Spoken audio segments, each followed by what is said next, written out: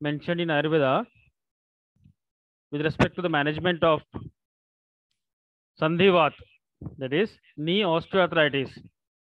But this particular webinar will be focused on successful management of knee osteoarthritis.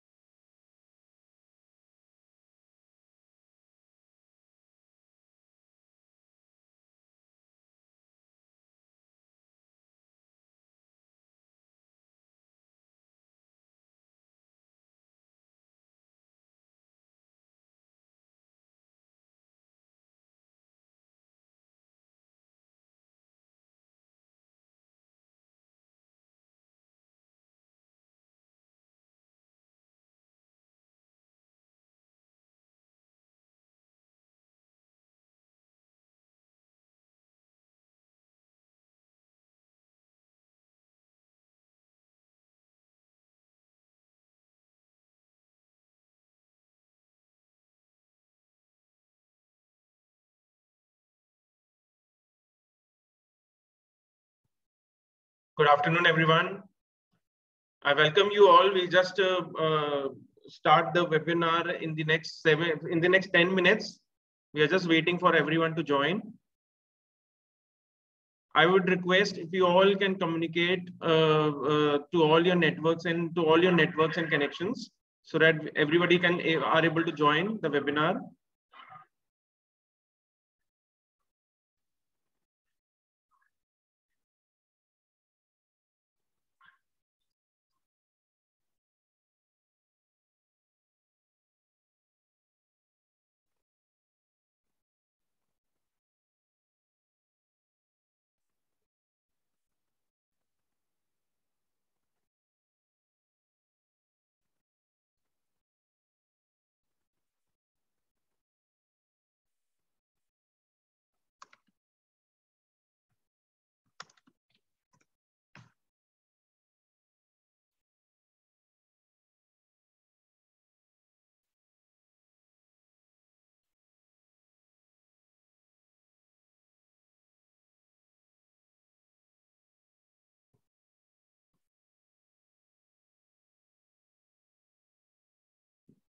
I hope everyone can hear us.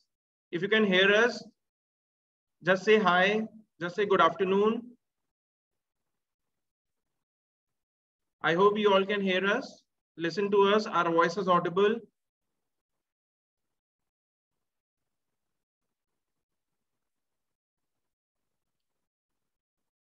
I'm also sharing the Zoom link, direct Zoom link to join. Anybody who can directly wants to join, they can also join. This is the Zoom link I've shared over the chat.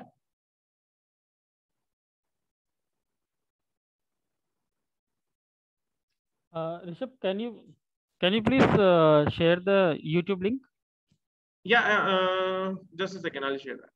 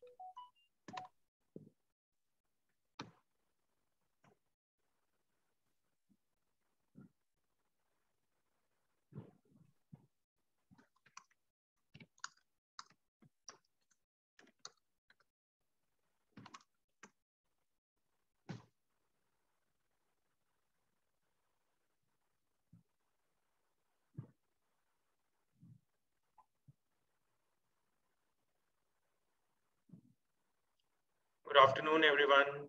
I can see that people are still joining.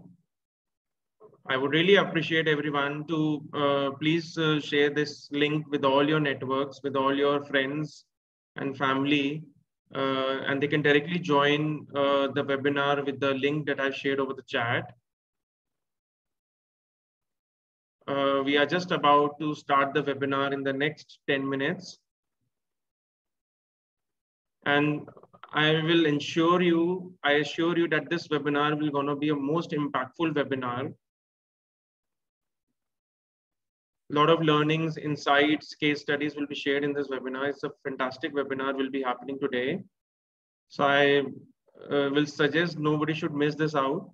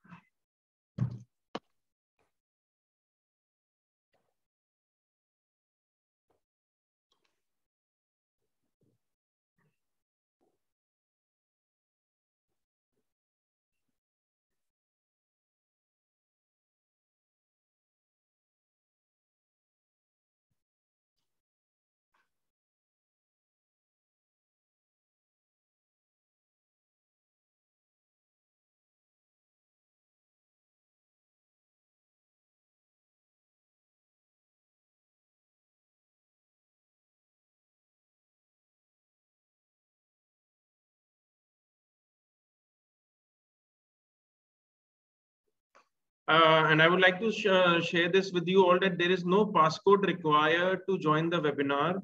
You just have to click the link, which I'm sharing over the chat right now. And I've sent over the Telegram group and the WhatsApp group as well.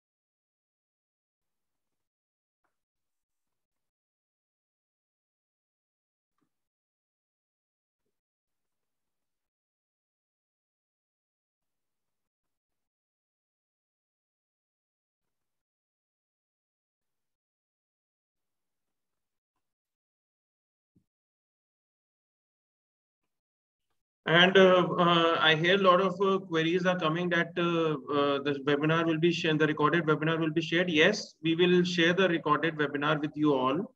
But I would really suggest that if you can, if you attend the webinar for the entire session, it will be helpful for you all to ask relevant questions and get your doubts also clarified.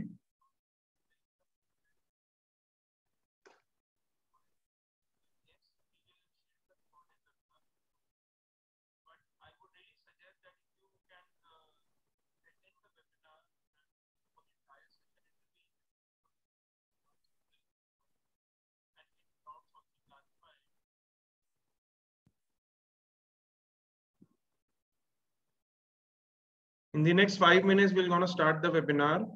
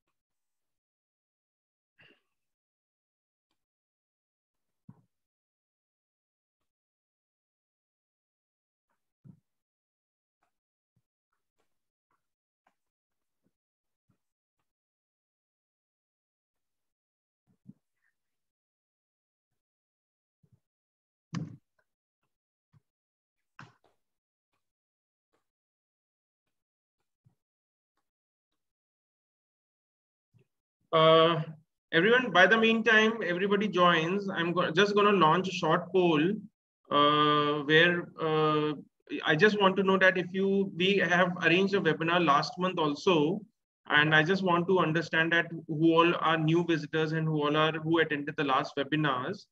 It's just a short poll. I'm just sharing it over your screen. You just have to do a simple poll.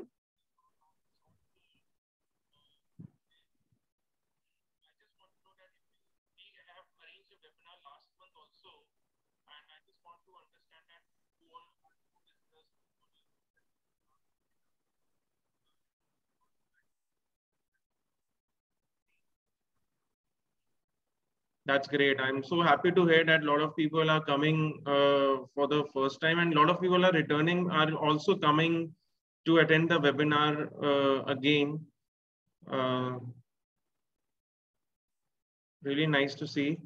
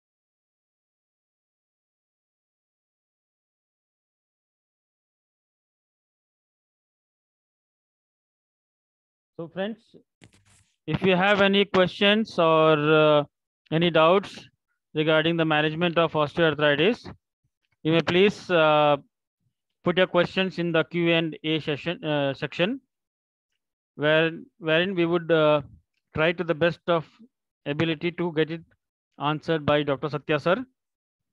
Whatever your doubts, questions, you can please write in the Q&A session.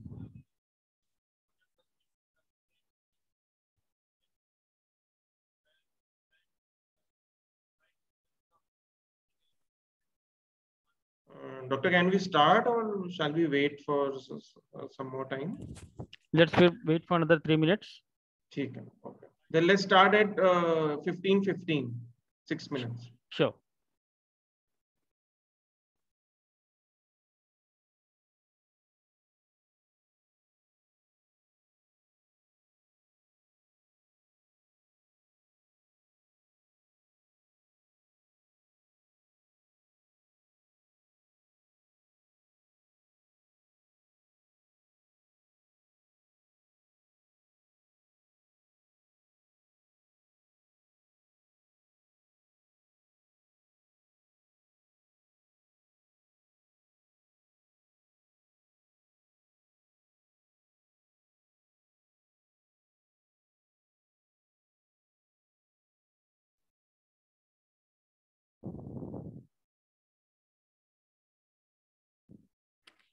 Dear friends, as always, there would be gifts and great bumper prizes, and we would select the winners on basis of their active participation, on basis of the questions they are putting, on basis of their role in the webinar.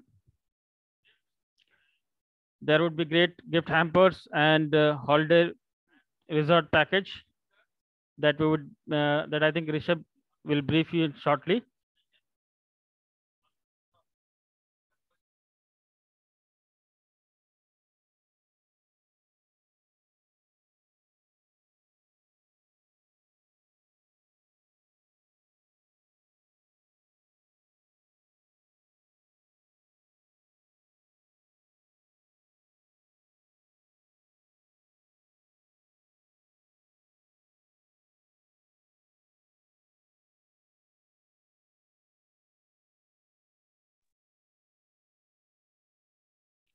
Rishabh, Yes, doctor. can you please brief about the prizes and gifts? So I hope everybody is aware that whoever have registered for this event, they will be getting an assured gift voucher of 1,000 rupees. So once this webinar is over, we will be sharing the coupon codes and voucher codes with you so that you can redeem it in the website of Kerali products. And we will be giving out the prizes for our luxury retreat, which is in Palakkad, Kerala, and for 3 nights, 4 days. And whoever asks the best question and works out to be a best question, so we will be awarding them. Top 3 winners, we will be getting the gift voucher of Ayurvedic Healing Village, which is worth around 90,000 rupees. So I wish you all the best. So stay attentive. You can post all your questions. Our panelist, Dr. Sachin, and the keynote speaker, Dr. Satya, will be judging the best question, and we will be announcing the winner at the end of the webinar. So stay till the end of the webinar.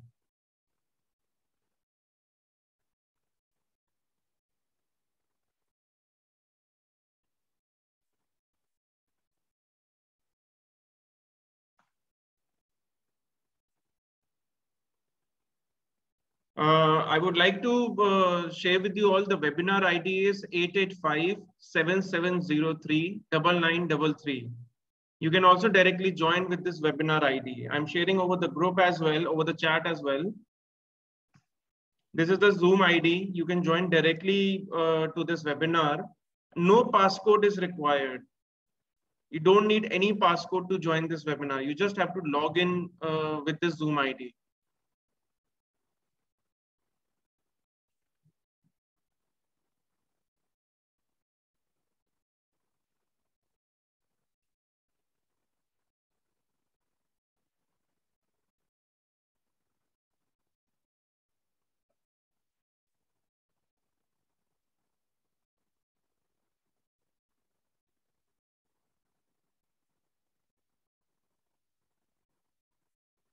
I would request and suggest everyone to please post any questions, any doubts, any questions you have in mind regarding the topic. Please post it in the Q&A section. Please don't post it over the chat box. It will help us to collate all the questions and answer them properly. There is a Q&A box on your screen. You can just click on that and post your questions.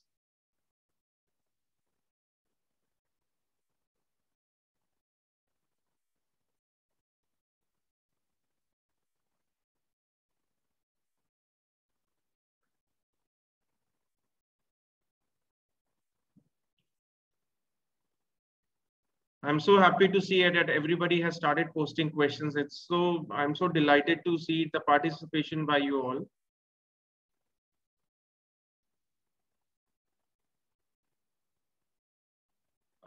Dr. Sachin, we can start the webinar. It's 3:15 right now. Yeah, sure. Let's start the webinar now. I'll just start with a short introduction. Sure. Shall we start, Doctor?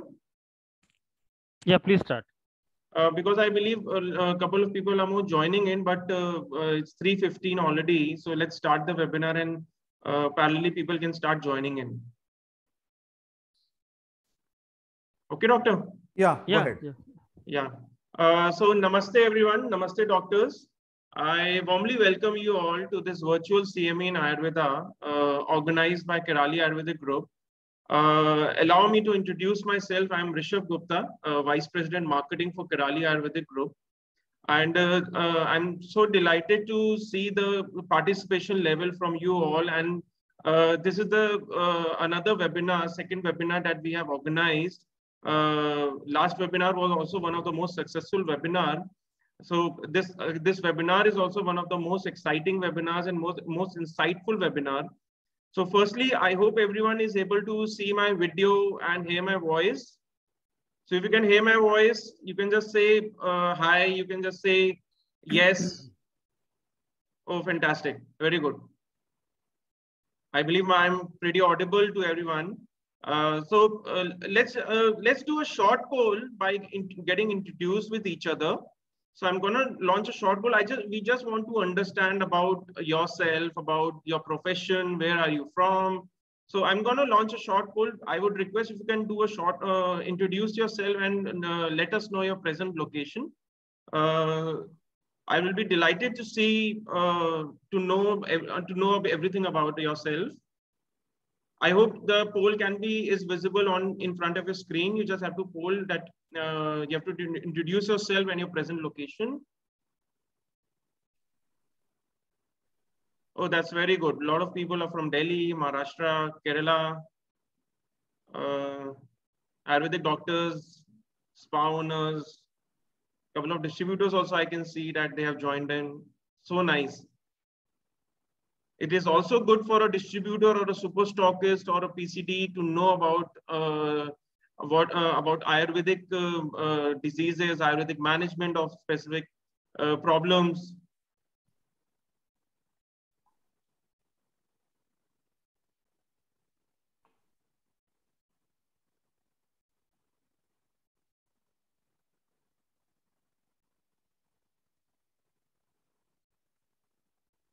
Great, very good. I can see a lot of people are from Maharashtra, Delhi, Kerala, and rest of India. Ayurvedic doctors with doing clinical practice, very good.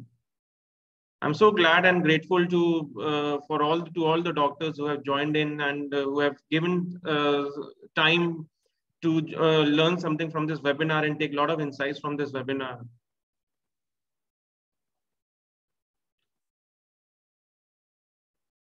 I'll just, in the next 30 seconds, I'm going to just end this poll. I would request if you all can just poll right now. I see few people have still not done the poll.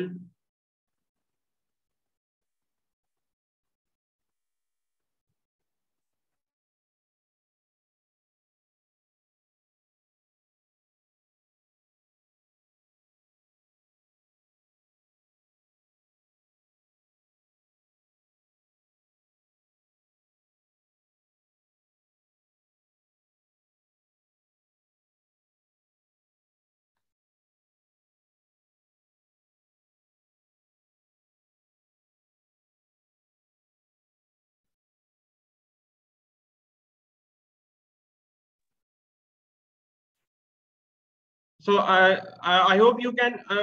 A lot of people are saying there's no audio. So anybody, I believe, please check your internet connection, please. Oh great. Oh great. Okay. So I'm going to end this poll now, and let's continue with this webinar. So I hope, so we all know that we have been really, we had a really very challenging times in the last 2.5 years. And we all know that Ayurveda played a vital role in every household to safeguard our lives. And I hope you and your family are all in good health. So I would really like to thank you all for taking time to participate in this virtual CME. This CME was especially for Ayurvedic doctors and the entire Ayurveda fraternity. And I'm so delighted to share with you all that we received more than 2,000 registrations, and I'm grateful to all of you for your support and participation. So during the webinar, we did a poll to understand that who all are attending this webinar for the first time and who all are attending this, who have already attended this webinar, Kerali webinar. So again, a refresher to everyone and good information about Kerali Ayurvedic Group.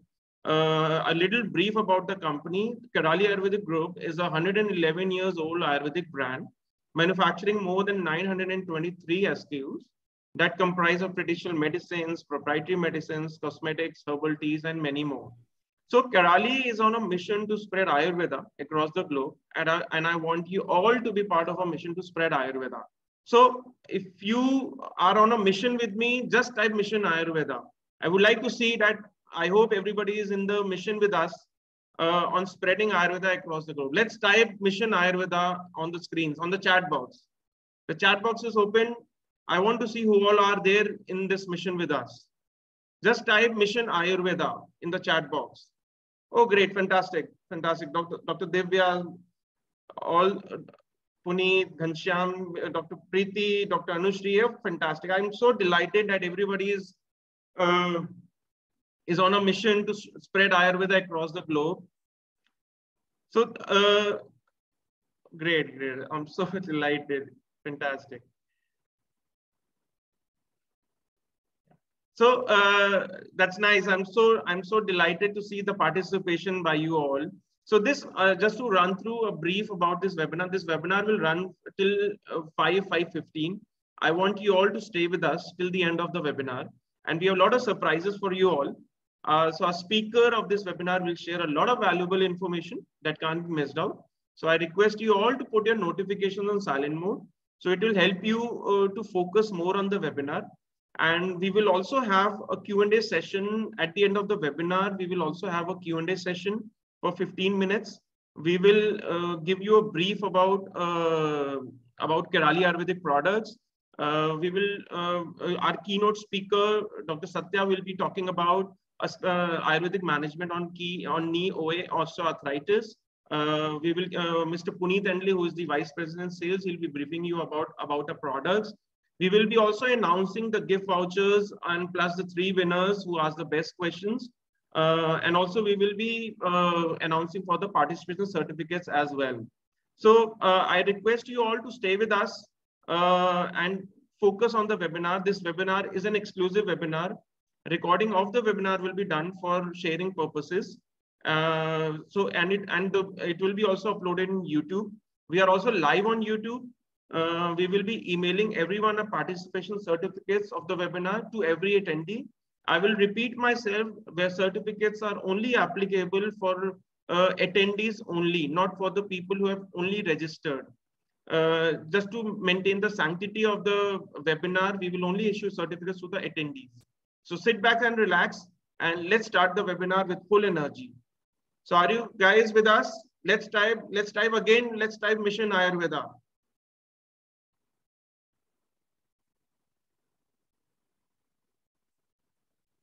Great, very good, fantastic. So over to you, Dr. Sachin. Let's start the webinar. Let's start the presentation. Please introduce our keynote speaker. And for everyone, I will have to shut down the chat for a while. We will shut down the chat during the presentation. Whatever questions you have, please post it in the Q&A box, or you can write down on a notebook, and you can post it at the end of once the chat box is on, once the Q&A section is on. So over to you, Dr. Sachin. Thank you, Rishabh, and namaste to all my friends, colleagues, seniors, everyone. Welcome to this great webinar on a very interesting topic and a very common ailment, that is osteoarthritis of the knee joint. घुटने का गठिया, ये बहुत ही common बीमारी हो गई आज के time. It is very common. Everybody who is almost 55-60 plus, they have this problem. So we have, before getting into the webinar, let me introduce myself. I am Dr. Sachin Rewar, into the Ayurveda industry since last 20 years. And I have my own clinics, and I'm associated with the Kairali. And it's a great company, a great Ayurveda group, who is very serious into the treatment industry, serious about treating the people, serious about giving relief to the people from their ailments, from their problems. To address these issues of ailments, common problems, we have started series of webinar on common ailments, wherein we invite great, highly experienced doctors, seniors, who have great insights on the subject, and they provide us guidance how to successfully manage the problems, the common problems. So let me introduce today's speaker. I hope most of you are aware about him. Most of you know him. He's a very senior physician, very senior doctor, Dr. Satya N. Dornala. Presently, he is working as Panchkarma specialist at Swami Vivekanand Ayurveda Panchkarma Hospital, Delhi. He is master's degree. He did his master's degree in Kaya Chikitsa, MD in Kaya Chikitsa, MS in psychotherapy and counseling, which is again which plays a very great and vital role in the management of all the diseases. Unless and until you are able to successfully counsel a patient, his suffering will not go by any medicines. Even without medicines, by successfully counseling the patient, we can provide relief to them. So Dr. Satya is great psychotherapist. He is a great counselor. He holds a PhD in Panchkarma. He is having PG diploma in hospital and healthcare management. He is a Vaidya scientist fellow from Bangalore. He had a certificate in health and research fundamentals from ICMR. He is having certification in writing in the sciences and statistics in medicine from Stanford University. He is recipient of many awards. To mention few, he is recipient of Dhanvantri Award 2018 for excellence in Ayurvedic practice by Association of Ayurvedic Professionals of North America, that is APNA. He had received Pranacharya Award in the year 2017 by Shri Indraprasthya Vaidya Sabha, Delhi chapter of All India Ayurvedic Congress, New Delhi. He earned Dhanvantri Award in 2016 for excellence in Ayurvedic practice by APNA. He is an eminent speaker award. He got eminent speaker award in 2016 from IMA, that is Integrated Medical Association, Ayush, Delhi. He got honorary professor title from Maharshi European Research University, Switzerland in the year 2015. International Aryabhat Award 2009 for excellence in Ayurvedic research by APNA, and Best International White Paper Award in 2009 from TAFSA, that is the Ayurvedic Foundation of South Africa. He is a resource person for certificate course on health promotion through Ayurveda and Yoga, being jointly conducted by Ministry of Ayush and Indian Red Cross Society. He had delivered many lectures, many sessions. He is a learned physician. He is a great speaker. He is a great knowledgeable physician, doctor, who is serving the society, who is serving the mankind.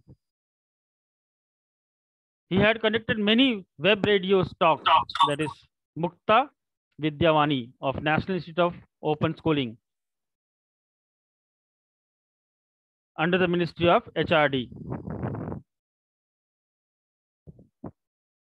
He is into editorial board member and reviewer of many Ayurvedic journals. He has authored more than 5 books, 50 scientific articles, and delivered numerous lectures at various national and international platforms. So we are fortunate to have him here today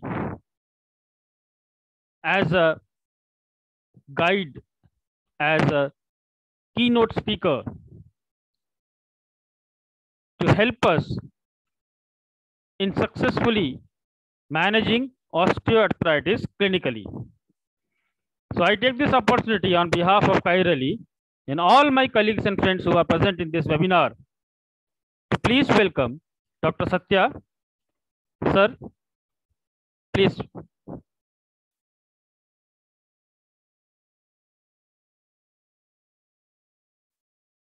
Yeah, thank you. Hope I'm audible. Yes, sir. Yeah. Yes, doctor.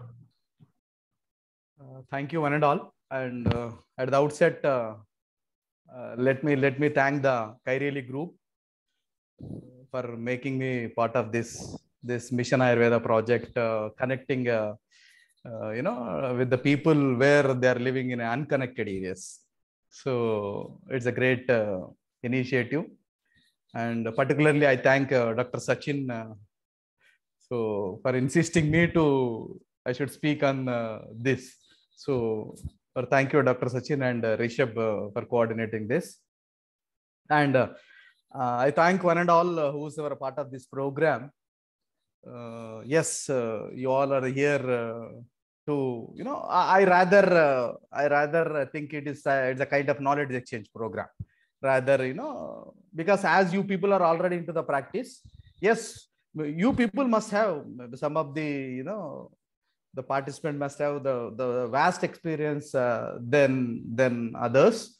Yes, everybody has their own approach and perspective.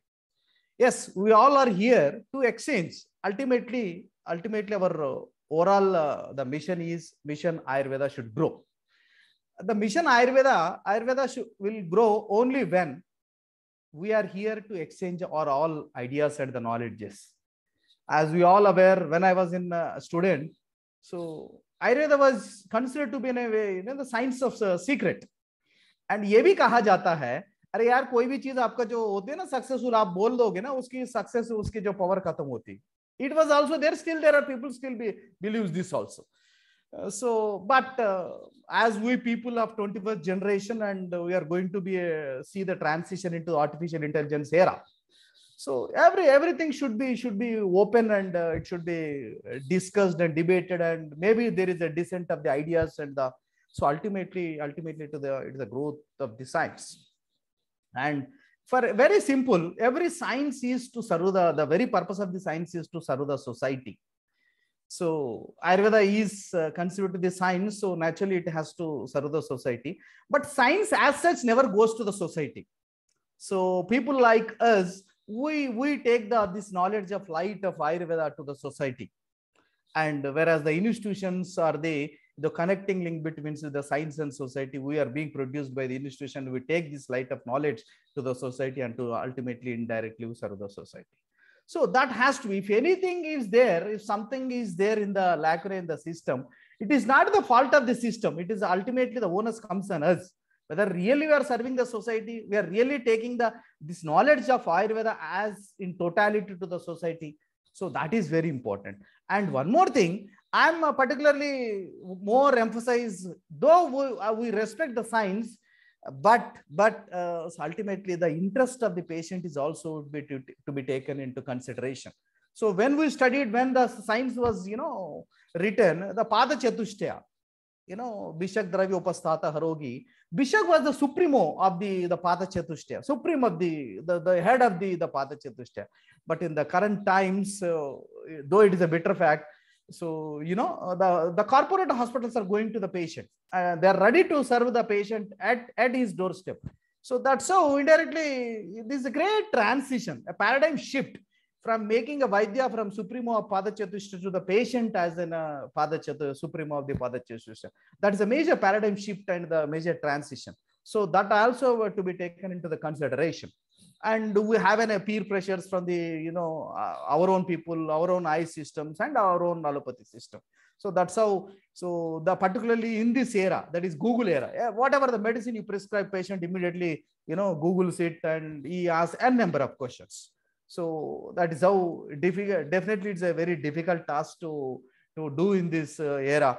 So we'll see. And I'm here to take you something. It's not the something, maybe some people in the participants are expecting, sir, tell me this medicine, what is the, medicine for osteoarthritis. If such is the case, even no need to join this, this webinar. Just you can ask in the Google will give the best answer. But we are here, we are here to interact that what is the best approach. So it's not that whatever the pain, knee joint pain is, everything is a Sandhivata, and without going to the details of what exactly the specific cause, We can't precise the treatment. We can't. We are doing the whatever it may be the reason we are doing the Januvasi for the same oil. So rather we understand the precise cause, then we precise the management and the treatment. That actually makes the better outcomes in the patient management. Yeah. So I'll share the screen.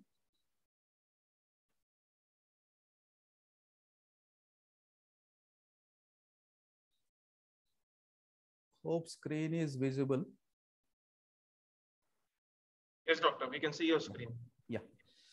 So just a minute. It has to come under presentation mode. No? Yeah, yeah, I'm doing that. Okay. Just a minute.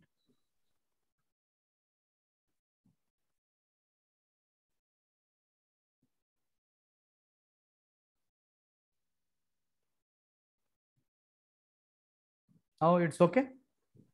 No, doctor, we can still see you. You just have to select another tab on the share screen. Go share screen. Just select another tab or presentation tab. It will come.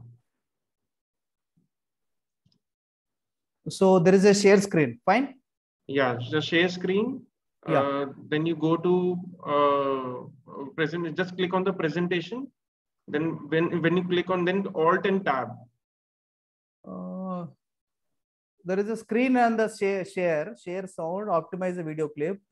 So you can select the screen, share screen, then you select screen. Yeah, I have selected the screen. Now share the presentation. Your presentation will be live. It's coming up. Now click on that bottom right. See 65%. It's written over there. Yeah. Just click on that.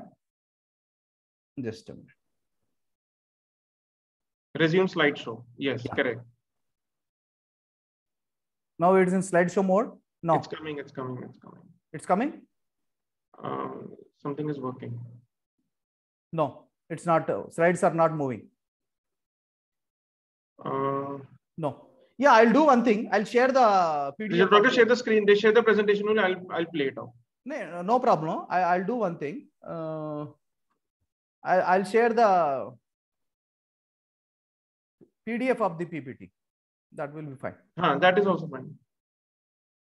So the reason I made this arrangement, just this.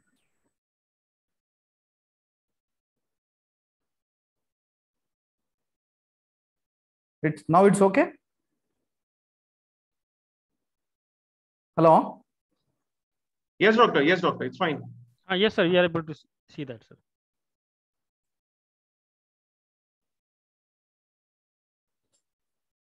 Now it's fine. Yeah. Yes. So now, so as I said, I thank the group, Kairali group, and the Dr. Sachin.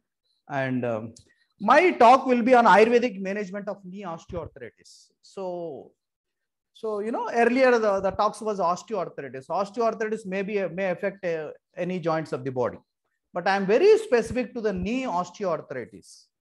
So knee is something which is the major weight bearing joint. And these days it has become so common that, people are very, these days knee replacements become so common. And the reason maybe insurance backup. And what will be the contemporary issues and challenges and experiential insights. So how will we look into this, and how we'll take as a challenge in day-to-day practice. Yeah, moving further. Copyright and disclaimer, whatever the content in this lecture, you are free to copy it and adapt it, use it. But as a matter of ethical practice, it's better to acknowledge the source. And recipes prescribed in this lecture to be used strictly under prescription of registered Ayurvedic medical practitioners only. The reason why I'm mentioning this particular lecture is being floated on the YouTube as a live. So not only the doctors, even other clientele from the whole world is viewing this. So it is better to have this disclaimer so that there will not be any liabilities and legal issues. Yeah, coming to the introductory part. And this ever desire of the human beings and most of the scientists in the entire world is longer lives. So the people wants to live forever. So that's how it is ever desire is the longer lives. Yes, the scientists and we people are really successful in adding years to life. And years to life means when we got independence in 1947, the average lifespan was probably around 30 years, 35 years. And almost after 75 years, we are reaching almost. And this is, as on date, is almost 70 years is the average life expectancy in India. So it is more than double. So that is how we could add years to life, and but forgot to achieve life to years. That is, so though we are increased our lifespan 35 to 70, but we are being affected with the n number of illnesses we call as a chronic non-communicable disease, lifestyle disorders. So in which very common is A is arthritis, B is the blood pressure, C is the cancer, D is the diabetes. So these days, probably you people must have come across people at the age of 30, 35 are also visiting your clinics with a knee joint pain. So that is something, the life to years. So though we are living up to 75 years, we are being diagnosed with some any chronic issue at the age of 35, and he has to be remain on that particular illness part to be remaining part of the remaining 35 years of the life. So that's what the cut to life to years. And these days, this NCD, that is non-communicable disease, also there are other form of that is novel communicable disease, for example, COVID. So these NCDs are ruling the world. So one is non-communicable disease, another one is novel communicable disease. So that is very important. And particularly in this non-communicable diseases, the pain aspect, pain maybe because of n number of problems, this persistent pain is a major public health problem in today. And I'm writing in a book, particularly as the title of the book is Gugulu Sangram. When I was collecting the data from across all the samhitas, it was found that many samhita, almost I found 120 Gugulu, different kinds of Gugulus, and there are Gugulu on the same name, different formulations. Maybe Amrutad Gugulu, one samhita mentioned 2-3 less ingredients, and other samhita there are added 2-3 more ingredients. That was as a total, it's 120 Gugulu formulations, and that itself shows that this pain management is not the problem of real problem of these days. It is also the problem during those good old days also. And those scholars of those days, they have tried their best. They tried their best and started one Gugulu as a single ingredient and started 2, 3, 4, 5.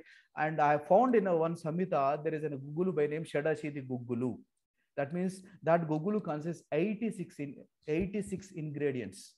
So that itself shows that pain management was a real tough task even during those golden days. And even look at the prayer of the Bhagavan Dharmata, Namami Dhanvantari Madidevam Surasura Irvandita Padabadmo, Loke Jara Ruk. Jara means this particular quotation gives what are the popular problems of those days. Loke Jara is old age, Ruk is the pain, Jara Ruk, Jaya Mrutyunasham, that is death. So these are 3 conditions are the main popular issues of during those days: old age and the death and the pain management. So that's how the pain management is always a challenge for the medical fraternity. Or 1/3 of world population suffers from persistent or recurrent pain. We can't allow our clientele or the patient to suffer from the pain, because the right to pain control, adequate pain control, is a fundamental right of every patient and every clientele. We can't allow that आप दवाई लेते रहो, आप धीरे-धीरे ठीक होते रहेंगे और इतने में patient दर्द से बड़े तड़प रहा है. So that should not be so.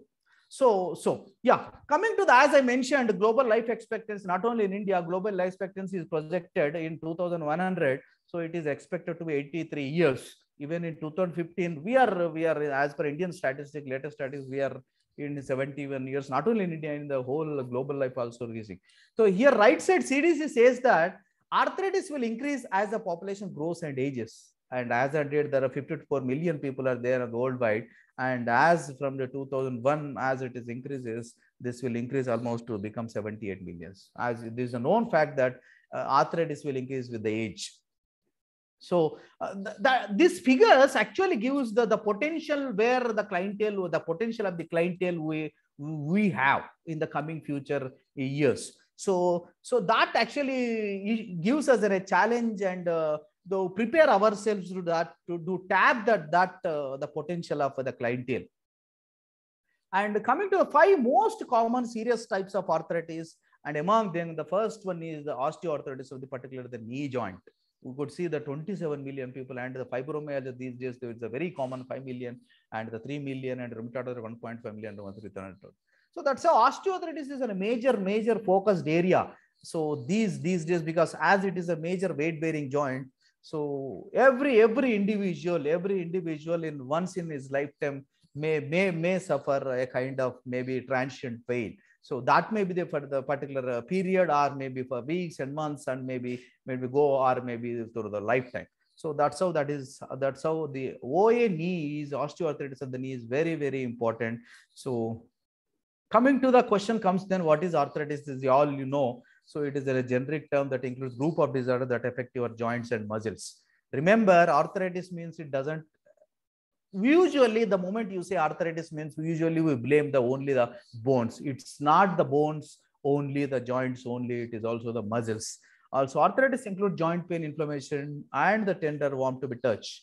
But particularly when it comes to osteoarthritis, it is something. It's a clinical syndrome. You see the definition: clinical syndrome of joint pain with multifactorial etiopathogenesis. We can't ascribe this is only the reason for this you have developed. Maybe this may be the possible in traumatic cases, but it may not so in other cases. It is a multifactorial idiopathy that is characterized by the gradual loss of articular cartilage. You see this sequence. First, there is a loss of articular cartilage, then osteophyte formation, then subchondral bone remodeling, and inflammation of the joint. That's how this is in a routine.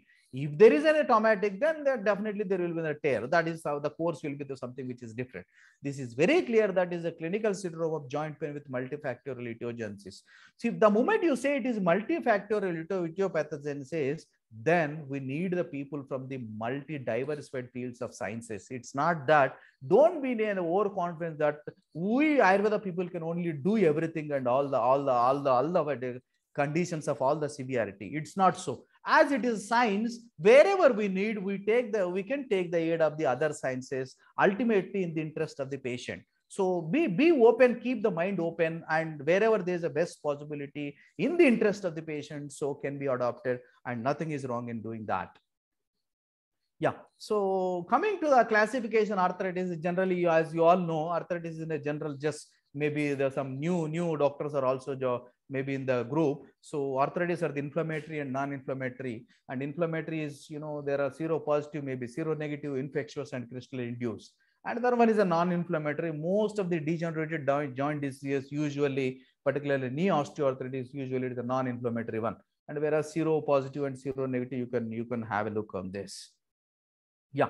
So how can you differentiate between the inflammatory and non-inflammatory? That is very important. The question comes whether it is really an osteoarthritis. And see, osteoarthritis never develops as such directly. So there may be some other causes which is leading to the other condition.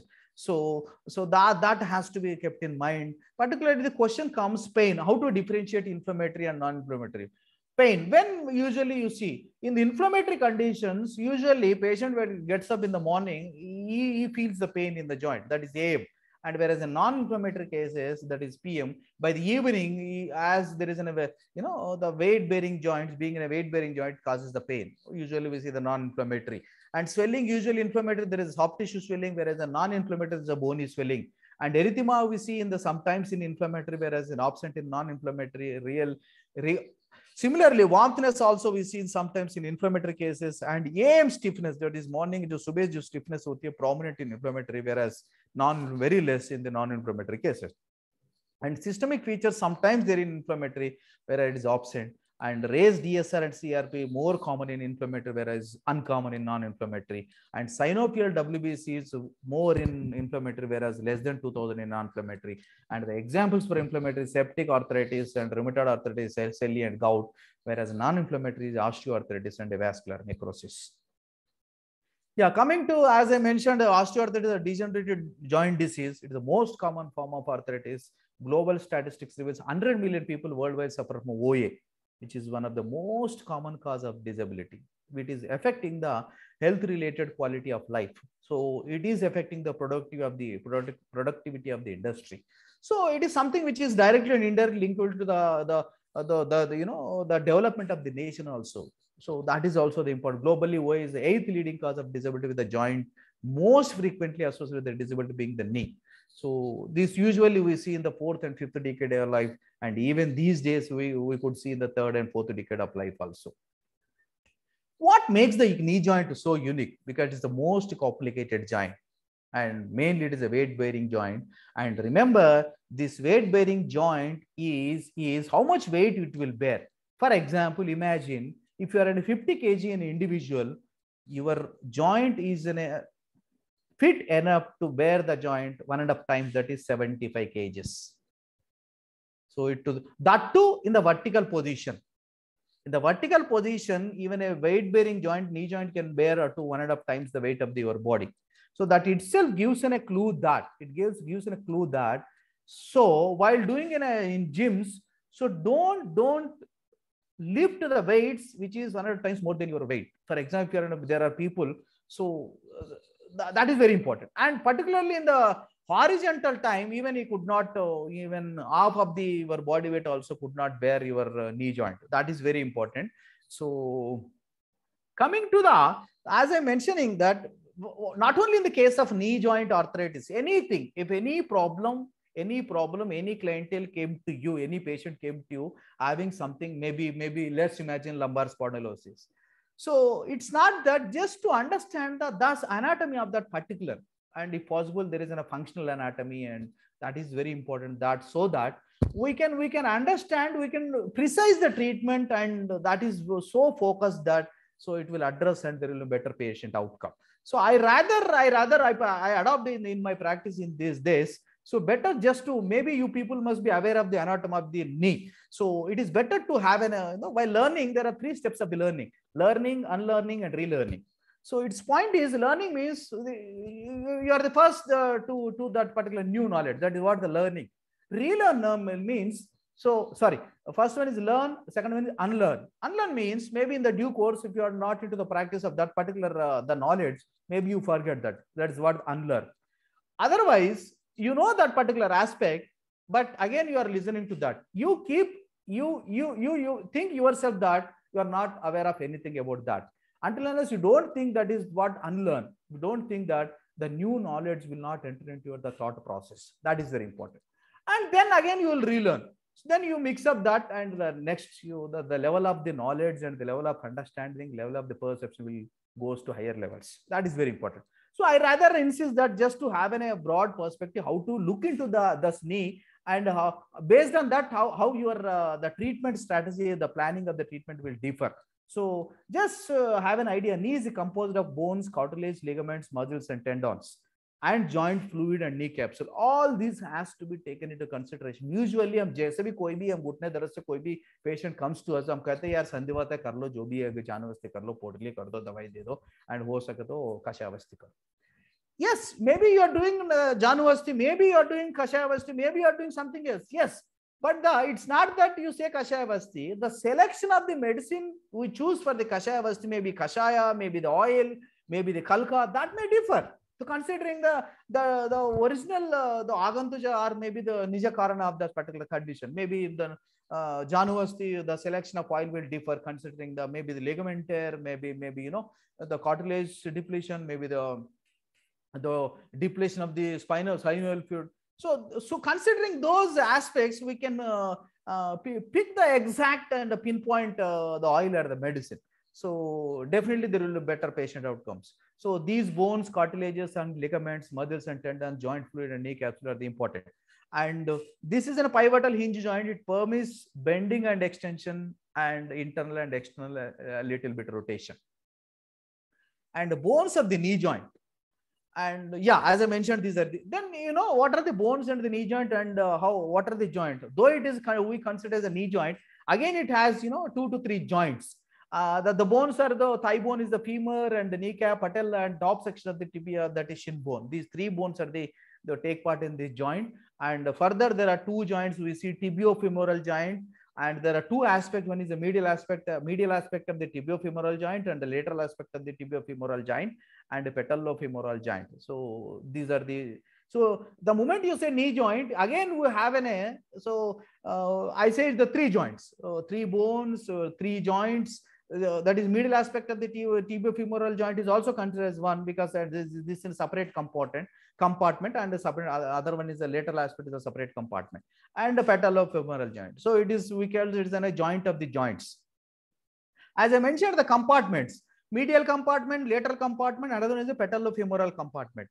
So as I said, there is a joint between the femur and tibia. On the inner side of the knee is a medial, and the lateral side is the lateral compartment. And patellofemoral compartment is a joint between the kneecap and its groove on the femur. So patellofemur, that is patella, attaches to only the femur, not the tibia. So that joint is also there. And so these three compartments gives that there are three joint spaces. So that is very important. Yes, it's a joint is the reason we mentioned is the uniqueness of the joint is a complex joint, and it's a complicated joint.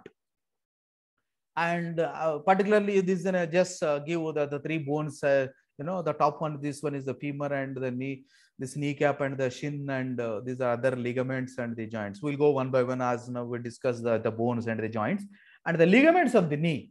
So there are the 6 ligaments. Otherwise, the primary ligaments are what exactly? As you discuss about the joint, the bones, as to keep the bones in position. So there will be the attachments in between the bones. So ligaments are the the muscle, the fibers which attaches to the two bones, as we learned in the first and second years of our graduation, that is ligaments such as bone to bone. So particularly in the attachment of this, particular to keep this shin bone and femur and then patella, these 4 are the main crucial ligaments. Still we have other ligaments also, fibular collateral ligament and coronary ligaments and meniscotibial ligaments. The major ligaments, these particular ligaments, the useful in give the joint stability. So they attaches the different joints. That is, these are ACL and ACL. These days, many patients comes with the ligament tear. Anterior cruciate ligament, posterior cruciate ligament, medial collateral ligament, and lateral collateral ligament. Don't think that we'll do whatever there be the ligament. If it is the cruciate ligament tear, so it will be more of deep seated. Whereas the collateral ligament, it is something which is present in the superficial aspect. There the approach will be something bit different. So that is how I was insisting. If it is cruciate ligament, we should know where exactly the position of this anterior cruciate and posterior cruciate ligaments, and medial and collateral ligaments. So that is very important. These are the 4 major ligaments. As I mentioned, 3 bones, 3 joints, 4 ligaments, and other even these ligaments, coronal ligament is also there in the maintenance of the stability of the knee joint. And these are the, if you look at this, this is a cruciate ligament present inside the joint. And whereas the collateral ligaments, this is the collateral ligament. This is a fibula, and it attaches from the outer side. This sides of the joint are the lateral collateral, and this one is the medial collateral. So these are the outer side. So if somebody says the lateral collateral, medial collateral, you should more focus on the inner side or lateral side of the joint. If it is mentioned as a cruciate ligament tear, then you should look into the inside of the joint. So this difference has to be very clear in the mind. So that we can focus. Even for example, somebody came to the lateral ligament, you are putting the Janus here. So then something which is rather we can put like this in this side, lateral aspect of the medial, if it is the lateral one, lateral outer side, if it is the medial one, this side. So that is a more focused and the pinpoint treatment. So the reason I'm trying to make a clear differentiation and the clarity, how the anatomical structures are being involved in the causation of this particular condition, how focusedly we do the treatment. And after the ligaments, then we'll move to the muscles. So muscles support the knee. Muscles and the tendons, muscles and tendons allow the knee to move. Remember, bones and joints are makes the formation of the joints, and whereas the ligaments keep the intact, the bones are being keeping intact by the support of the ligaments. Then they maintain, the ligaments maintain the stability, whereas the muscles and tendons support the knee for the movement. So for the movement of the knee, muscles and the tendons are particular these 2 muscles, hamstring muscles and quadricep muscles. Hamstrings muscle present on the back of the thigh, whereas the front of the thigh by the quadricep muscles. So back of the thigh muscles to bend the knee, whereas the front of the thigh, that is quadricep muscle, to straighten the knee. So that is very important. Remember, कभी भी हम कोई भी patient हम घुटने से आता है, घुटने में दर्द हो रही है, बेंड करने में दिक्कत हो रही है, हम सिर्फ घुटने घुटने करके भेज रहे हैं, but it's not so, because the movement of this releasing and bending and straightening of the knees are being controlled by the hamstring and quadricep muscles. So the reason whenever we do the treatment, it has to be supposed to be whole leg from the almost, you know, the what to say, groin region to the whole front of the knee and the thigh and the back of the thigh also. The also has those all muscles has to be modulated, and those muscles has to be relaxed. If somebody having a knee joint pain, naturally, maybe if you touch the hamstring muscle and quadricep, you feel the hardness and stiffness of those muscles. Because of the pain, patients tries to make different changes while walking. So that's how the muscles are becomes straight and the stiff. The stiffening of these muscles further causes makes the change in the alignment of the knee joint, that further causes the pain. So that's how the oil application and abhyanga has to be in the both the lanes from the groin regions to the to up to the below the knee also. That is very important. Usually I do in this my practice. So muscles also be taken care while doing the treatment. It's not that you just apply the oil on the knee and do the Janudwara and you're sending. So that should not be so. Yeah. And coming to the tendons, so tendons are the group of the muscles will unitedly form the tendons. The tendon supports the knee. The muscles join together to form the common quadriceps tendon. These tendons are the part of the muscle and attach muscle to the bone. So this, if you look at this image, these are the quadriceps muscle from the front of the thigh. It will all go unitedly form the quadriceps tendon. It will insert on the patella. And this another one is also, that is patellar tendon. This originates from the patella and gets inserted on the tibial tubercle. So this we can touch from our hand every individual. So then there is a chance of if there is a direct fall on the knee patella, then there is a a rupture, a tear of this patellar tendon also. So this is a quadricep tendon and the patellar tendon. So this is very important, that if somebody says this, there is a tear of this quadriceps tendon, really where exactly you have to do, and that is very important. Yeah.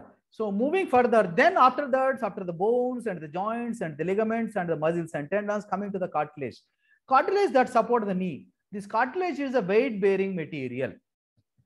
Sorry, wear-bearing material. As we do different kinds of physical activities, there is a naturally wear and tear in every tissue and every organ of the body. So this cartilage is the wear-bearing material, and there are two kinds of cartilage in the which are really support the knee. One is articular cartilage and one is the meniscus cartilage.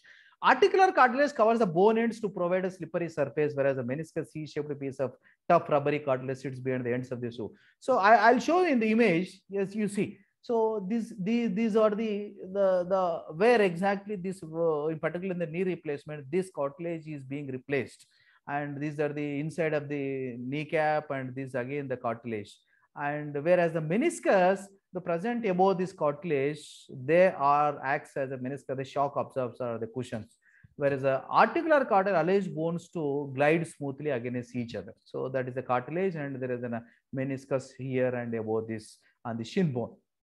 And how this grade 4 it will come, this is how the cartilage, and as this has this mild, the moderate, and you see the whole destruction of the cartilage, and the bone ends are directly in contact with the shin bone. So that causes a more pain. Even in this case, the patient could not even fold the joint.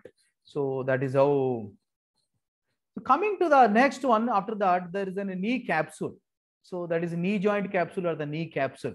So dual layered structure that surrounds the knee joint. It is relatively thin anteriorly and the posteriorly and thickened laterally by the collateral ligaments. The outer layer of the knee capsule consists of the fibrous connective tissue hold the joint in place, whereas the inner layer consists of synovial membrane which secretes synovial into the joint lubrication. One important point here in the knee capsule is there is no capsule above the patella. This is the weakest point where exactly when you put a kneecap, that is Januvasti yantra above the knee, So this is the point where from oil can more percolates and penetrates into the system, and so that it modulates the vata at that place, allowing the supra. I'll show the image how the more of yeah. So, and as I mentioned, there is a knee capsule. Inside the knee capsule, the inner layer is being produces a synovial fluid that we call a joint fluid. Body naturally produces substance known as synovial fluid. It is a sticky jelly-like fluid found in the joint itself, so joints to move more easily and lubricates cartilageous surface. And if you look at this synovial fluid produces synovium, and the composition of this, you see micromolecules, salts, lubricin, aggregates, and cartilagen, and particularly the hyaluronic acid. Particularly, this hyaluronic acid is also present in synovial fluid and joint fluid. I'll discuss about this significance of this, the hyaluronic acid present in synovial fluid, how we apply this in the clinical practice. I'll discuss in further slide. So this is how the joint capsule, the same thing which is given, this is joint capsule, and this is synovial membrane, and the fibrous capsule, this one, and this is articular cartilage and articular bone, and this one is synovial cavity and contains synovial fluid. So this yellow one and this is a synovial fluid. As it further dries up, there is a possibility one is getting dries up. If there is a more of vata dominance, then if it is dries up, and if it is more of kapha dominance, it gets solidified. That causes the fusion of the joint. So it's something which is in a disc of the, it is a disc of the knee joint. Yeah, coming to the popliteal fossa, these are the different parts of your knee joint. These you should aware of these, that so that we can plan a treatment considering the where exactly the problem is there, and we should plan so accordingly. So popliteal fossa or knee pit, which is present behind your knee, it is a diamond and rhomboid shaped fat-filled space. The space is extremely dynamic, allowing for the neurovascular contents to move during the extreme range of motion produced by the knee flexion and the extension. And knowing is very important when you put, remember, when you put the kneecap yantra, that is, fiber kneecap yantra, it should be towards lower side from the front aspect. When it comes to the back side of your knee joint, it should be bit to above. So it's not in exactly the middle, because this particular popliteal fossa is above your exactly the grease of your knee joint which are present in the behind your knee. So while putting that locating that the knee Januvasti yantra, it should be bit above your grease. Your B should come in below your center of the Januvasti yantra, whereas it should be towards the lower side in the front aspect of your knee joint. So that is very important. And moving, so this is something about what exactly the knee joint, where we are going to do some management. And usually, whosoever the patient comes with the maybe client or the patient came to you, maybe having a 2-3 months history. Usually, anybody in routine practice, almost 98% the clientele never comes to particular Ayurvedic patient directly. So they go here and there, and if somebody says you have to undergo this, injection, you have to take this, surgery, then they look for alternative approaches. But whosoever comes to us, usually in general, the objectives of the management is, so anybody comes to us, naturally they come to us with primarily the pain. So our immediate goal should be naturally manage the pain. And second one is maintain the mobility. And third one is minimize the disability. So this is very important. Again, the objectives for the management is the 3 M's. First one is to manage the pain. Second one is to maintain the mobility. Third one is the minimize the disability. Ultimately, these are the 3 objectives. Because the first one, immediate objective is to manage the pain. And the short-term goal is maybe down the line 3-4 months, that is to maintain the mobility. And the long-term goal is to minimize the disability. Immediate goal, short-term goal, and the long-term goal. We can't minimize the disability in a day and a second day. So it takes down the line maybe 6 months and 1 year, whereas the mobility it makes 3 to 6 months, and pain, patient could not wait. He wants immediate pain relief. Maybe he can wait up to a week or 10 days or 15 days. We can't allow the patient to, the being suffering from the severe pain. Yeah, so naturally this is a laid down standard protocol for any management of any disease. Nidana Parvarjan is ultimate. Even we can say this itself is the 50% of whole management. And usually the moment I say Nidana Parivarjana, naturally question comes, then what is Nidana? So Parivarjan means Nidana is a causative factor, but I am not aware of the causative factor. Is the patient aware of really the causative factor? It is your duty to evaluate what exactly Nidana, which is leading precipitating this particular pain. So the reason in my practice, in my understanding, I analyze the Nidana, Parivarjana, Nidana as an Ayurvedic physician, we should more emphasize that is Nidana as a diagnosis of the Nidana, that is causative factor, not the diagnosis of the disease. In most of the cases, patient comes to you, तो जैसा वो बैठते ही कहते sir मुझे घुटने में दर्द है और डॉक्टर ने बोला 4th grade knee osteoarthritis. So as an Ayurvedic physician, not only in this particular management, in every disease, as a physician, if you want to do Nidana Parivarjana, your primary job is to, instead of doing the diagnosis of the disease, we are supposed to do primarily diagnosis of the causative factor. Diagnose the causative factor, then later you can do the diagnosis of the disease. So that is very important. Until without diagnosing the causative factor, we can't ask the client or the patient to avoid the causative factor. It is something which is general causative factor. So your duty is to pinpoint the specify what are the causative factors which actually really precipitating more. There are other associated causative factors, but there is a direct precipitating factor has to be find out, and we should ask the patient to avoid those causative factors. So, and Nidana is usually there are 3 aspects, that is Ayoga, Ati Yoga, and Vidya Yoga. This is aptly suitable to this knee osteoarthritis. Ayoga means that is underuse. We are not using. Usually in the sedentary lifestyles, people sitting the desktop jobs for hours together. So not much any vertical standing, and that's how this is Ayoga. And coming to the Ati Yoga, anything which is overuse and excessive use, that is long standing for hours together and long driving. And people are driving in a day almost 200. One side, maybe one part of Delhi is going to other part of the Delhi. Gurgaon, maybe is driving. One side is 70 kilometers, other side is 70 kilometers. Every day is driving 150 kilometers. So naturally, it is Ati Yoga of the knee joint, and overuse and over running and over jumping and excessive indulgence and excessive indulgence to sex. These are the Ati Yoga. And Vidya Yoga comes to walking on uneven surfaces, sitting in unusual postures, and eating and drinking in standing posture. So these are the different perspectives considering in the contemporary era how the people are having the lifestyles. So I try to make this category in Ayoga, Ati Yoga, and Vidya Yoga. So ultimately, it is our job is to if it is in the case of sedentary life, we ask the clientele, just you after every half an hour, just you stand for 5 minutes, having a 5 minutes walk after every hour or 2 hours. If in Ati Yoga case, we ask the client to minimize that, and even in Vidya Yoga case, we ask to avoid that. So that's how, if it is in Ayoga, we can bring it to the balance, and Ati Yoga, we'll ask the clientele to give the rest for some days, and Vidya Yoga, we ask the clientele to patient to avoid that. So that is how the Nidana Parivarjana is, a kind of lifestyle modification and dietary modification. Yeah.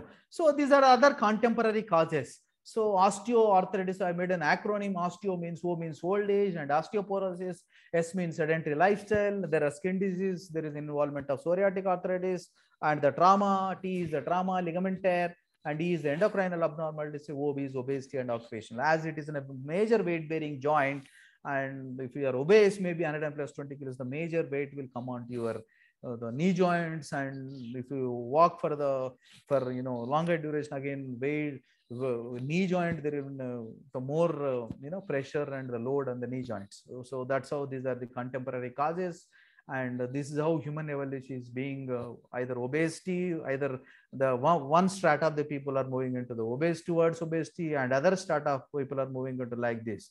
So this evolution is maybe after 50 years, the people of those generation will study this as a human evolution. And these again the contemporary cause of different kinds of arthritis, maybe joint. You may ask how here this directly your cervical joint is being involved. If you say, if you look at this in the angle that is in 0 degrees, you are watching your mobile. It means that something you have kept the 5 kg on your head. You are bearing or holding a 5 kg on your head. If in this you are watching your mobile at this 60 degrees, then it means that there is a 27 kgs on your head. Just imagine how much load will be on your neck joint.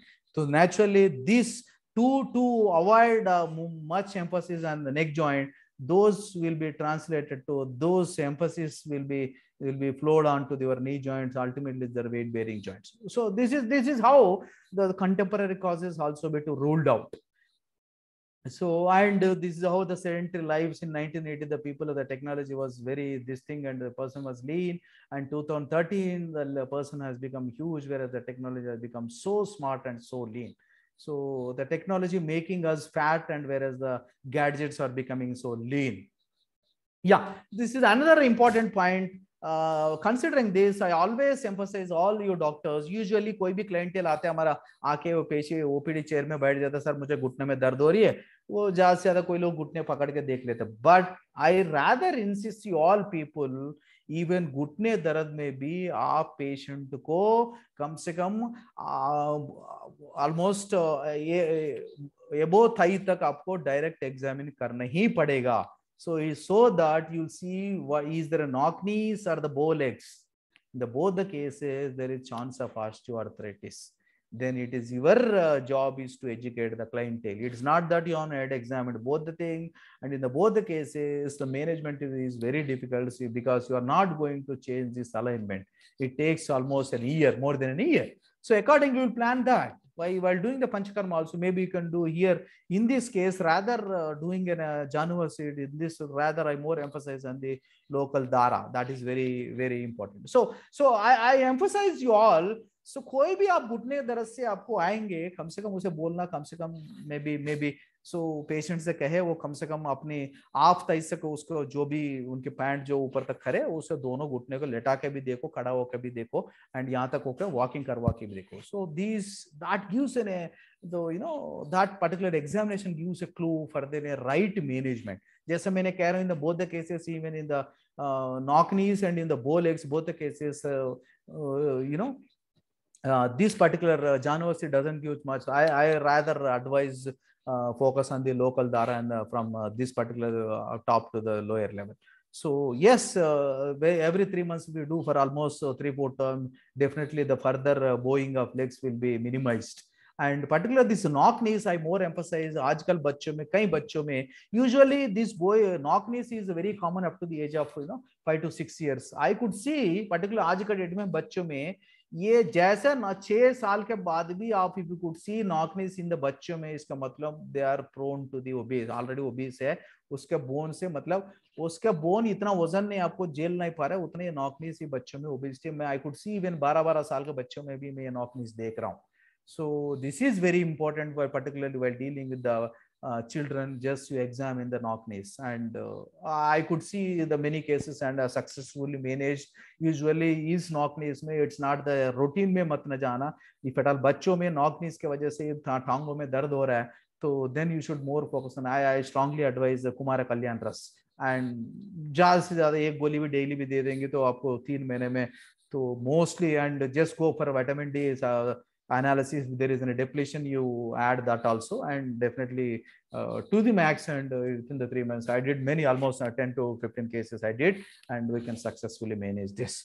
And many parents come say even they don't observe this, but as a practitioner whenever बच्चों को आ जाता है, आप just have an examine this as a routine. Yeah, so coming to the next one, yeah, this is another one probably you people must have observed or not, but I do. While the reason why I am asking the patient to observe, examine the case in the lying posture, there are maybe you can see 1 in 100, maybe at times 1 in 1000, there is a leg length discrepancy in some patients. उनकी दोनों की थोड़ा height difference होती है. इन दोनों में naturally देखो घुटने का अलाइनमेंट एक लेवल पे नहीं है, ये देखो. सो नेचुरली कुछ ना कुछ तो दर्द तो होना ही होना है. सो आप इसको आपने रूल आउट नहीं किया, एग्जामिन नहीं किया, देन आप लगातार दवाई देते जा रहे हो, अल्टीमेटली आप बदनाम होते रहोगे। पेशेंट कहते हैं आप इतना दवाई दे रहे हो सर, आप मुझे इलाज नहीं हो पा रहा, मेरा दर्द ठीक ही नहीं हो रहा है, आपने कुछ नहीं लेटा के ये भी कर रहे हो, but you are never examined. So the reason, ये आपको खड़ा होके देखने में इतना नहीं पता चलता है, it will possible only when you ask the patient, you examine both the legs, length of both the legs, is there any leg length discrepancy? This is very important. Yeah, so yes, there are at times maybe rheumatoid arthritis affects only one single joint, that also be ruled out, and particularly in the current case we are discussing only degenerative case. And the rama and rheuma is a word meaning flux. So it was based on the concept that disease of moist nature with morbid discharge and fluid. So the word rheuma indirectly denotes the guna of the ama. So there is a similarity of that. Yeah, coming to the other cases, there are clientele comes to you with the locked knee. Locked knee मतलब बिल्कुल वो bend भी नहीं कर पा रहा है, वो सीधा भी नहीं कर पा. They are called as a locked knees. That is also one of the reason. And there are two types of locked knees. The two locked knee where really knee joint gets, maybe we call as sandhi vishlesha, that is complete fusion of the joint. He could not move front and just वो सीधा चलते रहता है. A pseudo, आजकल कई cases आते हैं, pseudo locked knee occurs when make it difficult to move the knee joint. So in this particular case, we need an immediate, if it is, yes, but most of the cases locked knees में pain complaint very less. बस उनके complaint यही होती है, sir मैं मोड़ नहीं पा रहा हूँ, चलने में दिक्कत हो रही है, otherwise is moving. So it is something you can't expect that आप patient के ऐसे मत करना, चलो मैं 3 महीने में ठीक करता हूँ. So ऐसे जब ज्यादा थोड़ा बड़े claim करना थोड़ा ठीक नहीं है, it takes time. So that is very important. And coming to the knee buckling and trick knee. So probably आपका भी कई patients कहा होगा, सर आप चलते चलते मुझे घुटने में लचक आती है. So what is this लचक? That is knee buckling and trick knee. So that is bend out of shape. अचानक ये bend हो जाती है, जैसे image में दिखाया. So condition where your knee suddenly buckles beneath you, this means that your knee loses the ability to support your weight and gives. So usually knee buckling में लचक होने का मतलब ये है, your muscles are getting fatigued easily. So the reason they could not support your knee. So इसलिए लचक आती है. It's not that अब knee लचक आने का मतलब आप ये मत सोचना knee में ही दर्द है, घुटने में ही दर्द है. Maybe you must be having some degree of degeneration, but it's not that. But knee buckling, you are supposed to, so the muscles or tendons which actually supporting your knee joint, you should look for that. And agantuja karna maybe sprain or the strain or the tear. So sprain is something, you see the tear in the ligament, whereas the strain is something tear in the muscle. So that is very important. The muscle or the tendon, and knee tear is an injury to one of the ligaments or muscles or layer of the cord that supports the stabilize the knee. So if any accident or maybe jalte kisme lag gaya, so any of possibility sprain, strain and the tear. This may be the transient, थोड़ा सा हल्का लग गया, थोड़ा सा आपको stretch हुआ है, वो थोड़ा सा ऑयल लगा के थोड़ा लोकल लगाने से, तो alternative hot and cold treatment करने से वो सेट हो जाती है. But if it persists, if there is a major blow or injury, then it leads to a chronic problem. And as I mentioned, the tear, this is very common these days, particularly youngsters who walks for kilometers and runs for that, and they are the sports person. This is very common, that meniscal and ligament tear. And this meniscus functions as a shock absorber and helps, as we discussed in the previous, that is cartilage. There is an articular cartilage and the meniscal cartilage. This meniscus and the ligament tear is very common, and meniscus functions as a shock absorber and helps to distribute, whereas ACL tear and cruciate ligament is a band of tissue that it gives a structural support for the knee during twisting and intense activities. How can you say that if there is a strain in the joint? This is very important. Pain, especially when you're twisting or rotating your knee, then just you have to suspect that there is a possibility of either ligament or the meniscal tear. So there are two completely different structures we see. And usually the moment you say anybody is coming to our knee joint to us, usually we suspect that Sandhivata and Sandhigata Vata. These are the common symptoms which are documented in our Shastra, that is Sandhishula joint pain, maybe Shota joint swelling, feeling of touch, air filled blood, Vatapurna Dhruti Sparsha, Sandhigraham, restricted movement of the joints, Akunchana Prasarana Vedana, pain during extension and flexion of joint. Don't think that you see all 5 in one patient only. Yes, maybe with the 3, or maybe 1 to these 3, or maybe 1 to these 3, or 4, or any of 4, or any of 3, or maybe all 5. So that is very important. It's not that it is mentioned 5 means we are supposed to see all 5 symptoms in one patient. That should not be. Yeah. So how do you, if any patient comes, usually we analyze what exactly, how do you pursue? There are different ways of approaching the case from Ayurveda perspective. Everybody has their own way of doing. And usually the moment you say Sandhyari Kapasthana, that is Shleshaka Sthana, whereas as we are saying it is Sandhi Vata, as the site is a Kapasthana, whereas you are mentioned is a Vata Roga. Vata is Agantaka dosha, but particularly in the Sandhi. So, and there is a possibility of Vata Kshaya. If there is a Vata Kshaya, there is a chance of Shleshma Vruddhi that causes Sandhi Vishlesha, that is complete fusion. Shlesha Halingane. Vishlesha, that is complete fusion, that is complete Halingane, that is fusion of the joint. Whereas Vata Vruddhi causes Shleshma Kshaya, that is Sandhi Shedila, that is entire loss of synovial joint capsule and synovial joint. And this is a Madhyama Roga Marga that is not easily treatable with Kruchra Sadhya. And we may call it Asti Vasrotos. If you look at this, there is Radhya Asti, that is called osteophyte formation, Sandhigata Vata and Asti Vidya. And Majja Vasrotomulam we got Asti and Sandhi. So Vata Jananatmaja Vyadhi, you mentioned Janu Beda and Janu Vishwa. There are different aspects. So we'll see, we'll select such an therapies and the formulation, all the possible ways will hit the case. It's not that we have to look at from only one perspective. So while we understand the disease, you explore all the possible ways to approach that particular disease. You select that formulations, you do such a kind, you plan such a kind of therapies that you target that particular condition from all the possible ways, so you will not leave any chance of that. So that leads to the better patient outcome. So yeah, so coming to the orthopedic practice, how we do this particular in day-to-day practice, not only Ayurveda, and this is very common in Ayurveda also. So Ayurvedic diagnosis, Ayurvedic treatment, that is straightforward.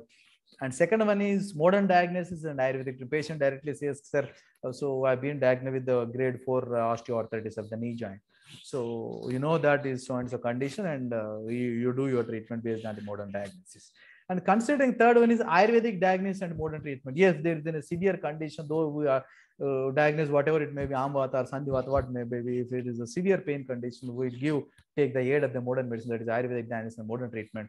Whereas coming to the directly modern diagnosis, there are the people who did graduation and they are doing the whole of modern medicine, that is modern diagnosis.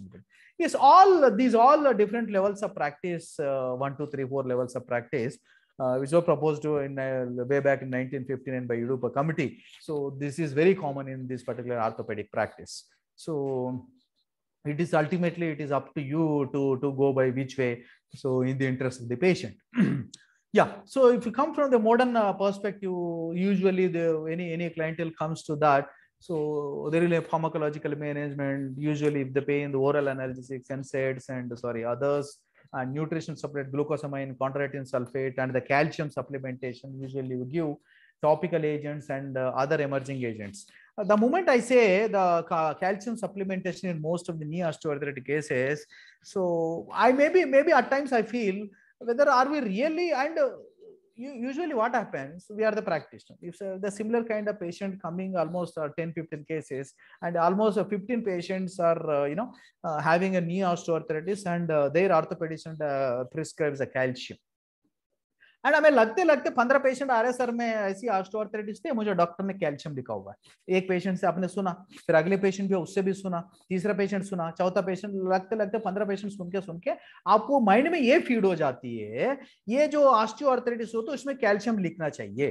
तो after that you start writing prescribing the calcium also. But calcium हम सोचते हैं ये जो osteoarthritis में जो अस्थि वृद्धि हो रही है, व्हाट इज द अस्थि वृद्धि? The extra bony growth spurts, they are called osteophytes. जब ऑलरेडी अस्थि वृद्धि हो रही है, you are giving something calcium supplementation.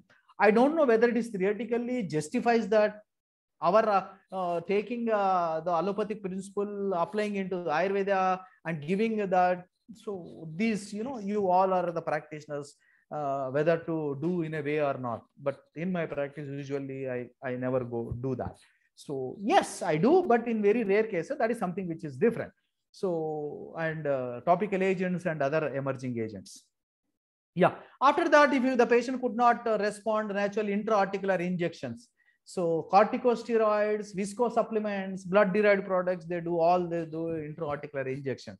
So the severe pain, they administer corticosteroid into the joint, and there is visco supplement, there is a hyaluronic acid injection. Hope you remember this hyaluronic acid we read in this is one of the ingredient or the composition of your synovial fluid, which is being produced by the synovial membrane. So as because of the lack of the deficiency of this hyaluronic acid, whatever it may be, so this synovial fluid gets dries up. So the reason they do visco supplement, but it's costly affair, and it gives, the efficacy will be only to the maximum 6 months, and every 6 months, once you start this hyaluronic acid, then that has to be repeated, hyaluronic acid every 6 months. And ये बड़े मुश्किल होती है कि मैंने एक दो patient को भी किया हूँ जो hyaluronic acid 3-4 इंजेक्शन लेके वो महंगा भी पड़ता है, वो नहीं ले पाता, हर 3 महीने, पहले शुरुआत में हर 6 महीने में होता है, उसके बाद 5 महीने में खत्म हो जाता है उसके का असर, फिर उसके बाद वो हमारे पास बनते हैं, उस केस को हम हैंडल करना and to bring it to the normal, it is really difficult task. Rather patient हो हाइलुरोनिक एसिड एक भी ना डोज लिए हो तो वो डायरेक्ट हमारे पास आएगा, तो उसको करना बड़े इजी है, but once if he is being injected it hyaluronic acid, that becomes very difficult. And blood derived products that are platelet rich plasma, so these are the intra-articular injections, they directly inject into the, considering the cases and the severity of the different kind. So and again I'll take this discuss and hyaluronic acid in the further slides. Yeah, so after that, once it's failed the intra-articular injection, then the आजकल जैसे मैंने बताया in the previous slide, the knee replacement and knee arthroplasty. It is a surgical procedure to replace the weight-bearing surface of the knee joint. As I mentioned, weight-bearing surface, that is the cartilage of the knee joint, to relieve the pain and disability. Procedure was cutting away damaged bone and cartilage from your thigh bone, shin bone and kneecap, replacing it with an artificial joint prosthesis made of metal alloys, high-grade plastics and the polymers, so that you don't feel the pain. But आजकल लोग इतना जल्दी हो गए, जब insurance में मिल रहा है, हमारे जेब से कोई पैसा नहीं जा रहा है, मेरा थोड़ी जा रहे हैं, वो फ्री में आ रहे, जाके हम करवा लेते, करवा के आ ही जाता है, कोई दर्द नहीं होता है if you start. But I am sure that in a 5 to 10 years again he starts getting pain at maybe in the ankle joint or maybe in the hip joint, because the point is the जैसा पहले ये knee replacement से पहले बंदा the fellow used to get the pain in the knee joint. अभी तो pen तो गए ही नहीं, but you could not sense the pain, as because the pain feeling surfaces are being replaced with the metals, so that doesn't have any pain sensing capacity. So but the pain somewhere it will relocate to your either maybe hip joint or maybe your ankle joint, or maybe into your low back. So that's how the next maybe down the line 5 to 10 years. Then coming to the Ayurvedic management strategy, everybody has their own way of management, doing the things. So always in my practice, I more emphasize doing one is immediate goal, short-term goal, and the long-term goal. The immediate goal is symptom modifying therapeutics. Symptom is usually in most of the cases the pain is a major symptom, and that has to be addressed, because patient भी आपके पास किसी sir मुझे दर्द के ठीक करो, जो होगा देख लेते आगे, पहले तो दर्द तो ठीक करो. So that is what the immediate goal. Second one is structure modifying therapeutics, that is short term goal. Third one is the disease modifying therapeutics, that is the long term goal. So yes, it is the strategy you have to plan in that way. So you have to educate the patient that, so patient should not be in such a that, so I'll become perfectly all right by over that 3 times. Many clientele comes to me and treatment karte patient ko, and patient particularly in the pain management you need the proper counseling also. कई patient को मैं treatment करता हूँ, पहले दिन से ऐसे बड़े डिफिकल्टी से आते हैं, हमने कुछ दवाई देते हैं, पंचकर्म जो भी करके 1-2 महीने के बाद पेशेंट आफ्टर 3 मंथ्स तो फॉलो अप के लिए आएंगे, जो कहते हैं, मैं पूछता हूँ यूजुअली हम अब आज का डेट में आपको ठीक कैसे है, मतलब अब कैसे लग रहा है, सर अभी भी रह गए. Then I counsel the patient, आप ये जो जवाब कह रहे हो ना, आपके अंदर पॉजिटिविटी नहीं है यार. जब आप पहले दिन आए थे तो almost you have 10 points on the 10 point rating scale. आज के डेट में रेटिंग स्केल में 2 ही है आपका. So your positivity should be, sir बस मैं बहुत ठीक हूं सर, ये कहने में पॉजिटिव है, पेशेंट कह रहा है सर अभी भी रह गए, so that is a negative approach. So this has to be educated to the patient. Patient कहते हैं सर, कुछ लोग पेशेंट कहते हैं सर बस अभी भी 5% रह गए sir. Then my answer will be, मैं ये कहता हूँ अपने client, maybe I may be wrong or right, but मैं कहता हूँ ये 5% तो रहेगा. पेशेंट कहते हैं सर ऐसा कैसे? The moment you say ये 5% के भी आप कह रहे हो, then you will be behind you, sir ये 5% नहीं हो रहा है. आप जैसे भी कह रहे 5% रहेगा, इसको कोई ज्यादा चिंता मत करो, अगले महीने पूछ ले, वो कोई दवा दर्दी नहीं है. Because the expectation patient keeps on you, it makes the more expectation. So better that ये 5% रहेगा, वो ज्यादा से ज्यादा पेन में जो साइकोलॉजिकल होती है और कुछ ना कुछ हो ही रहा है. ऐसा कैसे लगता है? Even I go to that extent, pain is a sign of life. Until unless you don't feel the pain, what is the proof that you are alive? So that is very important, particularly in the pain management. You have to properly counsel and educate the patient that so pain will goes in gradually. You should keep physically and mentally strong. That is very important. So the reason I emphasize more on the immediate goal, short-term goal, and the long-term goals. This is what the symptom modifying therapeutics. Hallmark of symptom of ONE is the pain, and acute condition prefer to give less and the simple drugs. That is very important. And underlying conditions as hypertension, diabetes, hypothyroid, etc. to be addressed. And मेरा experience में ये कहता है कोई भी uncontrolled hypertension होता है, आप उसको दर्द को ठीक करने का दवाई दे रहे हो, उस केस में कोई भी दर्द का दवाई काम करते नहीं. I don't know why. Maybe the blood is flowing at the faster speed. I don't know why. But ये मेरा observation है. If the uncontrolled hypertension होंगे, आपको कोई दर्द का दवाई दे रहा होगा, उसमें उसको असर नहीं करेगा, प्रोवाइडेड आपको जब तक बीपी के कंट्रोल में नहीं लाओगे. So that is very important. Underlying conditions of hypertension these days, these three conditions are very common these days: blood pressure, that is hypertension, diabetes, and hypothyroid. These are to be taken care. So आप ये सोच रहे हो वो uncontrolled है, आप दवाई देते रहोगे, that will never be done.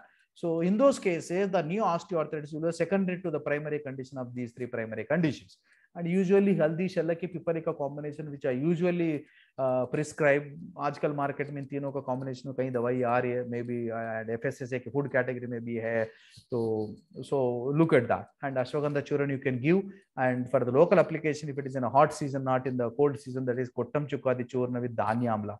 That is an ideal lepa that we can. Otherwise, kashayas, more of readily prepared decoctions are more highly beneficial in, not readily, so freshly prepared decoctions are more highly beneficial in the pains, particularly the symptom modified therapeutics that we observe. And we can do some local Abhyanga and Popliteal Fosa also. This is another but immediate pain management. And in addition to that, also you people can do whatever you have your own choices. Just I'm giving an approach how to go ahead. And particularly in the pain management, you have to find out the foods, particularly the activities, those has to be nidana parvarjan highly essential, particularly in the immediate goal, that is symptom management, that is apatya, and milk products should be avoided, lemon and sour items, dry fruits and jaggery, soya beans, salad and sprouts, nariyal ka pani, cool drinks, ice cream, besan, maida. Usually I avoid all for my clientele. And I am happy and my clientele are happy, my patients are happy. Maybe you have some more doubts, why this, why not that, and maybe people, so considering these days, मैंने अभी पहले example एक बताया, 15 patient आके हमें ये कह रहा है सर मुझे ऑर्थोपेडिशन नी ऑस्टियोआर्थराइटिस में कैल्शियम दिया, हमें कहीं ना कहीं हमारा माइंड में घुस जाती है, हमें पता ही नहीं है. So 16th patient से we start writing what do you say, calcium to the knee osteoarthritis patient. Similarly also कोई भी घुटने में कोई दिक्कत होगा, न्यूट्रिशनिस्ट ने किसी ने किसी बोला होगा आप ड्राई फ्रूट्स खाते रहो. हम 10 पेशेंट लगातार सुनते 11 माह में लगता है हमारा माइंड में घुस गया. हम 11th पेशेंट को हम भी started saying that dry fruit. The moment you say that is a वाता प्रकोपा. So that has to be kept in mind. So coming to there are different group of herbs in Charaka 4th chapter. So those can also be taken into Angamarda Prashana, that is alleviates malaise and body ache. So these are the different formulations. Accordingly, you can use, yes, there are the patient having so knee osteoarthritis. In addition, patient feels her time मुझे body में so दर्द सा लगता है. We can choose this Angamarda Prashana. So whatever the medicines available in this, we can prepare as an fresh. It's not that you will get all the 10. Maybe if you get 2 or 3 or 4 or whatever it may be. So that is very important. And there is another group of drugs, that is Shula Prashamana. So these are different herbs we can take into this. And Shula particularly, where there is a chul. And remember, if any pain in any part of the body, usually I have a habit of taking, so give some Shula Prashamana. Usually the moment you say Shula Prashamana, we more emphasize on the abdominal colic. But so yes, there are sayings also, every pain gets has its roots in the stomach or GI tract. So yes, it's true. So koi bhi dard hoga, may naturally I tend to give Shula Vajrini Vati in addition to that. So maybe आप कैसे भी समझ लो, जैसा modern science they give any painkiller, they give antacid. They think that there is a painkiller, there is a chance of causing irritation. But if you give, and if the pain is severe, if you give more of high dose 1 gram in the morning, afternoon, and lunch, then there is a definitely chance of getting gastric irritation. So that way also you'll get given a safe that you will add Shulavarjini. But even in other cases also where there is no gastric irritation, instead of giving only the whatever it may be, the analgesics and Ayurvedic analgesic, if you add some Shulavarjini, what is similar kind of anything, but I'm happy with the Shula Vajrini, and your patient outcome will, I'm sure it will be definitely doubled. And coming to the next, this group of herbs, the 10 group Vedana Stapana. So Vedana Stapana is also Vedana Sambhutam Tam Nihatya Sharira Prakrita Stapayati. Vedana is provided general feeling of sensation. So it relieves the pain sensation. Unusual, particularly unusual, without any reason, patient, particularly this Vedana Stapana, I more emphasize to give this Vedana Stapana in the females. So this, there are at times, particularly in the 40 to 50 age groups, around perimenopausal period, females complaints, idiopathic, unusual bodily pains, where I more emphasize. In addition, they also have the knee joint pain. So there, particularly Vedana Stapana, this Dashyamani is more highly beneficial. And coming to the Shotahara also, if I have a patient complaints of joint swelling, so we can use particularly mostly they are, Dashamulas are the major one in the Shotahara. And even I prefer to give Dashamula Kashayam plain, this Kwatachurna, particularly in the summers, I'll give Shita Kashayam. I'll ask the clientele to soak in the water over the night and have whole the day. It's not a single dose. So this is how, maybe you people have a different way of giving the things. I rather ask the 10 gram of Dashmula Kvata Churna in 1 liter of water, soak it over the night, and the next day just mix it and sieve it and put this 1 liter of water has to be consumed whole day from morning to before sunset. So in between with the food, other water can. Whereas in the winters, I'll ask the same, but it has to be boiled for almost 10 minutes in the next day morning, 10-15 minutes. Again, those has to be put in a hot flask and has to be consumed. So instead of giving one dose, I rather insist more in a whole day. So I compared both the case. I'm happy with my clientele, the way I'm following. So it is up to you whether to go ahead. You may try out this way also. Yeah. So considering those and other practices and most potent top 10 herbs, I've introduced this Rujagna Dashaimani. I've introduced this Rujagna Dashaimani based on the classical literatures, contemporary evidences, and a clinical experience. I grouped these 5 herbs. These definitely works. Maybe immediate goal in the long-term goal and short-term goal. The Ashwagandha, Ballataka, Eranda, Gugulu, Haridra, Nirgundi, Rasna, Rasona, Shellake, and Shunti, and other. They have a sustainable effect. It gives a sustainable benefit. Yeah. So coming to the structure modifying, as we are discussed in the symptom modifying, then coming to the structure modifying therapeutics. So I rather insist Gandhathylam is definitely, it's more of a long-term, short-term strategy. It strengthens the joint capsule, and Trayodasham Gulu, it strengthens the joint supporting structure, that is muscles, ligaments, and the tendons, and Punarnavadi Gugulu, you can add where there is a swelling, and Aba Gugulu where there is a cartilage depletion, and Lakshada Gugulu where is the tears. So how to give these Gugulu, then I will discuss in the further slides. So, and coming to the Januvasti, as you know, this is a very popular that, so don't think that Januvasti se kya hota hai, bahut kuch hota hai. Not only the Januvasti, and I very widely practice, as you all practice Kativasti, Grihavasti, I also practice Urovasti and Hrudvasti and Nabhivasti. I widely practice this also.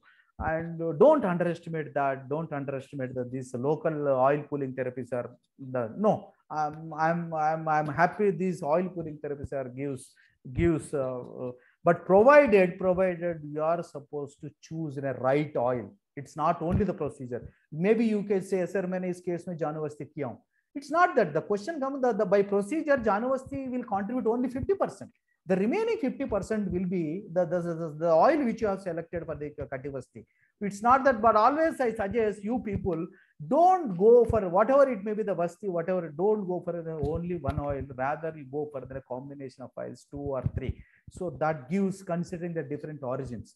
I always combine the 2 minimum and at times 3, and that is the way. And Ketaki Muladi Thailam and Likocha Thailam I usually prefer, and Gandha Thailam is also, and Gandha Thailam. And here I before Januvasti, I usually, maybe you people are practicing before Januvasti, I do local potali, and this potali is very popular, and this commercial potali is being very popular by particularly this Kairali group. To the best of my knowledge, the Kairali is the group which they have introduced the commercial potalis, which are available online, and these days it has become so popular that people are getting the this commercial ready-made potalis, and they are doing this potali at their DIY, that is do it yourself mode, this potalis. And that's how I thank to take this Kairali to take this our traditional the potali to the commercial level. So, and this Janu, I prefer, because once before starting the Januvasti, we do local potali, it increases the local circulation. After that, if you put the Januvasti, and there is a proper exchange of this thing, and that gives definitely in a better results rather directly doing the Januvasti. That is very important. I use usually Ketaki Murali Thailam, Likucha Thailam, Gandha Thailam, but though Gandha Thailam gets 10 ml, if the patient is comfortable enough, maybe you can add 1 or 2 or 20 ml into those. And the effect is something, you know, definitely the extra effect will get. And if it is then a tears, any ligament tear, then you are supposed to add Mahanara Thailam and Lakshadi Thailam and Murivan and Kapurali. So I definitely advise Mahanara in the particularly in the tear cases. And question comes, अरे इससे क्या होता है? जैसा मैंने बताया last time, if there is in a case, usually in particularly what is the difference between Januvasti and Ekangadara? Ekangadara, you need a lot of oil. Maybe if you want to really do minimum 3 liters, 3 to 5 liters, if you want to really do in a continuity. If you take the less oil, there is less continuity of the doing the things. Whereas the Januvasti, it has maybe probably if your you know fiber nevus Januvasti yantra is broader and more of a height, then it needs maybe half liter to 1 liter. I rather insist that there are people लोग ऐसी 150 ml से भी जानवस्ती कर लेते हैं, but I'm not pro to that. The point is the more the height of the oil while pouring in the Januvasti yantra, the deeper the effect. That's how it gives its a pressure. And how this particularly Januvasti and Ekangadara, where we have, if there is any, you know, as I've shown in the previous slides, that if there is in a knock knees or the bow legs, there you have to modulate entire whole leg. So there Januvasti could not going to help much. So there it is better to have an Ekangadara on the both the legs, front and back and left hand. So all this. So how these particularly Januvasti, how it go? Log कहते हैं अरे इससे क्या होता है यार, तो पूरा तो हड्डी है. So as I mentioned, the joint capsule is not covering your kneecap. There is that weak point. We can use that.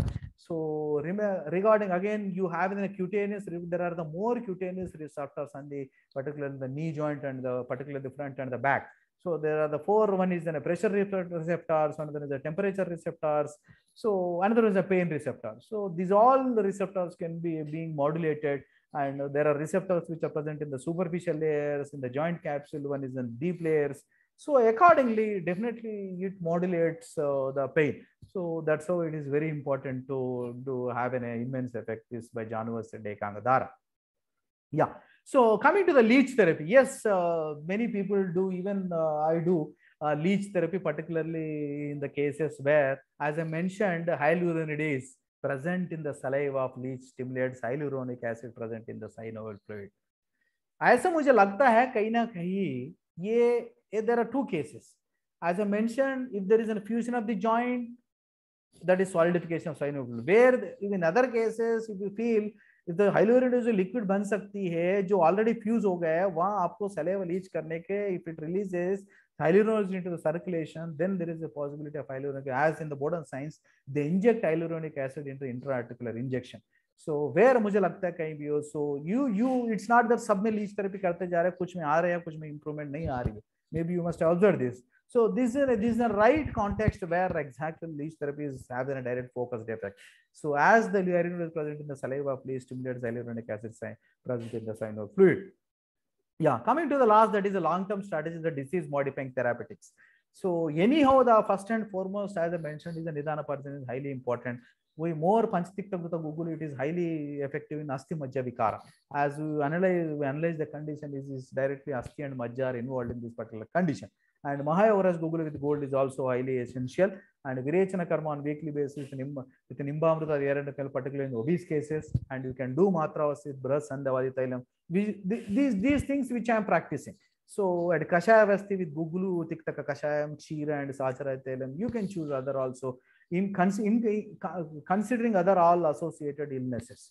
So these are the important, particularly disease modifying therapy that you can do maybe every 3 months or every 6 months, so that down the line maybe in a year or 2 years, so the disease comes to a dis-cease. Cease means stop.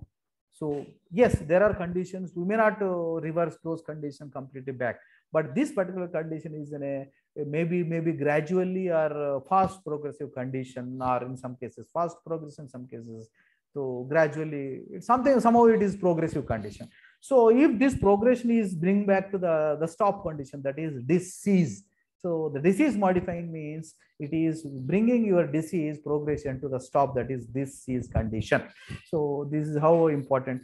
As I mentioned, the Gugulu, so in the structure modifying and disease modifying therapeutics, always in most of the cases, I don't give Gugulu as such. So I ask my clientele at times Gugulu to be dipped into the Gandha Thailam, or maybe the Gugulu Tikta Gurutam, or maybe other associated, considering other conditions. So it has to be so. And जितना भी आप गुगुलू का formulation फलश्रुति पढ़ेंगे, आपको last में ये लिखा था गुरुता भांडा निदापये. So this gugulu has to be stored in a guruta bhanda grita smeared vessel. So these days it is very difficult to get those, and ultimately the very purpose of mentioning this is your gugulu should be soft and anxious. So that may not be possible, but not possible in the real situation. So I ask my patient to take the gugulu has to be dipped into either maybe Gandha Thailam or whatever it may Gugulu, or maybe any suitable ghee. And while doing Januvasti, the question comes whether it is supposed to do only with the oil or not to be done. It's not only the oil. Even if you really want to do, we do vasa. If you look at I ask all you people, just refer the benefits of the vasa that we have forget. There are 4 chatusnehas, that is Taila, Gruta, Taila, Vasa, Majja, and we have forgot this Vasa and Majja because maybe the availability is very difficult. And I'll ask you to just refer the benefits of and Vasa, Majja, and you see they are directly beneficial in these clinical conditions. If you could able to, if you are practicing very nearby forest areas, just be careful that just getting those, the vasa is, it's something, majja is highly recommended. Gurta means you naturally, cow's ghee is gurta, oil means that tel the whatever vasa and majja is, it's ox majja. Bhel ka majja jo marrow hoti wo highly beneficial hai, whereas vasa is the forest variety pig ka jo hoti hai uski jo vasa hoti hai, it is highly. So even in the Western countries, those people will use, if you get those into the Indian market and you do with that January, it is highly beneficial. So that is very important. You can ask your patient to get the procure from the you will get this. So that are more highly beneficial. You can explore those things. So that is very important. So coming to the, as I mentioned, Nimbamrita, the Eranda Thailam or Gugulu Tikta Grutam, more or less they have the same formulation, and Gugulu is also one of the ingredient in this. So this is Sandhya Asti Majja Gata. So these particular Sandhi Asti Majja Vikaro mein Either Guguli Tikta Grutam and Nimba, they are highly beneficial. And ultimate essence of Ayurveda, which I have introduced an acronym, that is DIET, D-I-E-T, DIET. What is this DI? Why it has to be called as dietary intervention instead of diet? If you say plain diet, which nourishes your body, maybe it nourishes your disease also. But dietary intervention means ahara patya means which is patya conducive to patya to the your body, and whereas it is apatya to your disease. Dietary intervention, for example, I'll tell you, Takra is dietary intervention in Arshas, Arsho Atisara Grahani. That means Takra gives nourishment to your body. At the same time, it is also beneficial in the curing your disease. So that's what the true meaning of the dietary intervention. Second one is exercise and activities of daily living. So, jo vihar jo hoti hai, jo aapko precipitating factors, so those has to be avoided, and do mild and resting phase and mild activities. And the treatment part comes at the end. So this acronym this is an acronym introduced by myself, and it is supposed to be, I'm going to trademark this. So you are free to use this, but you are supposed to acknowledge the source from my name. So this is an ultimate whole essence of Ayurveda for all the diseases. Yeah. So coming to the last year, the World Arthritis, that is 12th October. The theme of the don't delay, connect to today. So I look this today as connect today, that is to daily Ayurveda and yoga. That's how you have to connect today, means connect to Ayurveda and yoga. So that's how the final theme of this lecture. And thank you all. And Ayurvedo Rakshati Rakshitaha. So that means he who protects Ayurveda shall in turn be protected by me. That means it's not that you protect the Ayurveda. Protection of Ayurveda means Ayurveda 5000 saal us time se abhi tak kaise aaya hua hai. So somebody is using that. So using Ayurveda, adopting Ayurveda means in turn you are protecting Ayurveda. So that means you adopt Ayurveda in your day-to-day life, in turn you are being protected by it. That is Ayurveda Rakshati Rakshita. And thank you one and all. Thank you, sir. Thank you very much for such a wonderful insight of the subject on the topic osteoarthritis. We are delighted to have you here. Really, we got so much to know about the topic, which we lost in our clinical practice. Specifically, like you made us realize that pain is the sign of life. You said that like that 5% of pain will always be there. Patient will never say that yes, I'm completely okay. Every time he is going to complain, like still there is pain. That 5% pain, that concept, pain is sign of life. It was really wonderful, sir. The anatomy, the structural knowledge of the joint, how the joint is made. It was very well explained. And the concept of Shulavajani. Actually, we were doing the practice of prescribing Shulavajani in the management of pain of soft tissue organ, like internal organs. But you had enlightened us that it is definitely it is beneficial even for any sort of pain, be it the pain of bones or joints or any kind of neuromuscular pain or whatsoever the pain. So that concept is really, it was very beneficial for us, sir. I thank on behalf of all the doctors present over here, all the colleagues, doctors, the management, everyone. On their behalf, I take on this opportunity to thank you for such a wonderful and knowledgeable session. Thank you, sir. Thank you. Thank you, Doctor. Thank you so much, Doctor, for this wonderful session. I believe all the attendees have taken a lot of insights and a lot of learnings from this presentation. And I would like to thank all the attendees. I would request all the attendees to stay just for 10 minutes. We will just wrap up the webinar in just a brief time, within 10 minutes. We have some so questions now, also. We would like to take up some questions. So Doctor, please take up the questions and answers, please. Sir, though, I mean, we have got more than 80 questions in the Q&A section. Tremendous, very good response from all the people. But we will not be in the position to let's try to take, I mean, I have prepared some, summarized all the questions and prepared some common questions. One very common question is that, like, what could be the Ayurvedic approach for the replacement of glucosamine? Like वो देते हैं कुछ cartilage को repair करने के लिए, तो उसको, though we are, like you said, that Majja and Vasa is very wonderful, but still we would like आपका क्वेश्चन को तो नेचुरली, बट उसका आंसर कहीं ना कहीं मैंने दे भी दिया. क्यों? तो मैंने बोला नहीं, जो जैसा कैल्शियम डॉक्टर्स लिखने लग गए, हम भी स्टार्टेड प्रिस्क्राइबिंग कैल्शियम. वो लोग ग्लूकोसामाइन लिखने लग गए, हम भी स्टार्टेड ग्लूकोसामाइन हमारा दवाई में कहाँ है.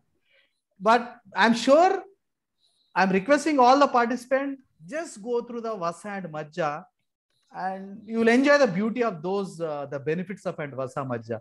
आपको वो मिले, आप थोड़ा सा देख लेना, फॉरेस्ट वाला से कोई वो जगह जो उस एक्ट में ना जाए, फॉरेस्ट डाइवर्सिटी एक्ट में ना जाए, तो आपको पता है क्या, मैं I am doing the eastern part of the daily practicing. आजकल आपको तो पता ही है, जो पहलवान लोग होते हैं, वो घुटने में दर्द होते हैं, सारे वहां पहुंच जाते हैं, हमसे ज्यादा बड़े भीड़ लगते हैं. वो पता है वो लोग क्या यूज करते हैं, वैसा ही यूज करते लोग. जो पट्टी, जो छोटा पट्टी लगाते हैं, वो लोग यूज करते हैं, वैसा ही है. वो हमारा जो है वो यूज करने लग गए, हम भूल गए. सो आप ये देख लीजिए, it's not that going in A that way. So it is going into that, giving a calcium supplementation, giving a glucosamine, it's not going to solve the purpose. But आजकल ऐसे क्लाइंटेल हमारा पास आते हैं, सर मैं glucosamine ले रहा हूं, आयुर्वेद में कोई ग्लूकोसामाइन है क्या, ऐसे पूछते हैं, तब देना ही पड़ता है. Ultimately patient is so specific that मुझे ग्लूकोसामाइन का सब्स्टिट्यूट आयुर्वेद में बताइए. तो अल्टीमेटली यही आता है, जैसे बोलने वाला आबा गुगलू है, समझ गए, लाक्षादि गुगलू है. So definitely, but that has to be, I mentioned, either it with the dipped in oil, either it dipped in ghee. But question पता है क्या आता है, क्वेश्चन ये कहते हैं, सर ये मुझसे नहीं होगा, सर ये लगाओ, वो डिप करो, मुझसे नहीं होगा. पता है अब क्या करते, तब हम आई विल आस्क गुगलू, one gugulu and one Gandhatailam capsule to be swallowed at once. So come se come, something is better than nothing. Perfect, sir. Yeah, very true, sir. So another question from a colleague, like how to confirm and diagnose that the knee osteoarthritis is avarnajanya or kshayajanya samprapti. ये थोड़ा सा difficult question है. The point is avarnajanya and dhatu kshayajanya. Fine, yeah, that's right. What the question. Right, sir. I'll tell you one thing. जैसे मैं description Ayurveda को समझते वक्त मैं डिस्क्रिप्शन दिया, संधि स्थान इज कफा, संधि स्थान इज कफा, एंड दोष वाता we say it is sandhi vata, but sandhi is the sthana of shleshma, but the vata is coming into, lodging into your this thing. It comes that whether it is avarana or dhatu kshayajanya, there are two aspects. I'll tell you one thing.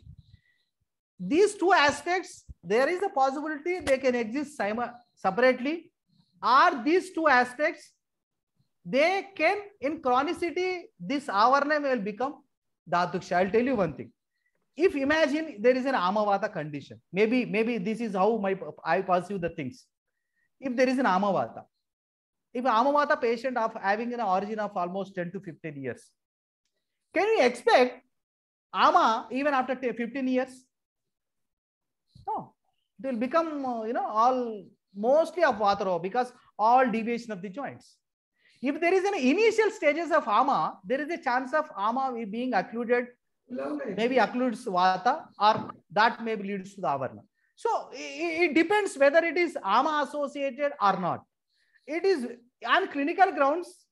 Maybe I don't see that can we really differentiate both that, whether it really gives impact on the outcome or the treatment management.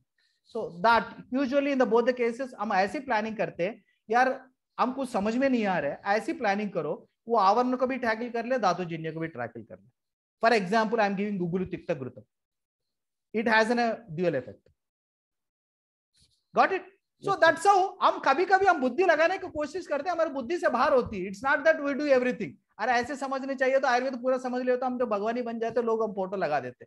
OPD में आते patient, तो patient कहते हैं sir ये बीमारी पूरी तरह, अरे पूरी तरह ठीक हो गई तो आप मेरा सारे तो मुझे बाबा बना देंगे सारे लोग. ऐसे थोड़ा होता है, कुछ ना कुछ तो भगवान भी है यार ऊपर, जितना हमसे होता है हम पूरा कोशिश करते हैं. So this is what my answer. Very true, sir. Very true. Okay. So can we take another question, sir, with your permission? No problem. Okay. So see, another one colleague is asking, what is the importance and restriction of Sneha Kalpine Staulia person with degenerative OA? Yeah, we can, but there we see the Tiktavan, no? It's not the Brumana. For example, you see in Medo Roga, he can give even Gugulu Tikta Gruto 1 spoon morning and 1 spoon evening. It doesn't make you to put on weight. It further it makes to lose the weight. So definitely वो तो चाहिए चाहिए, and I strongly prescribe.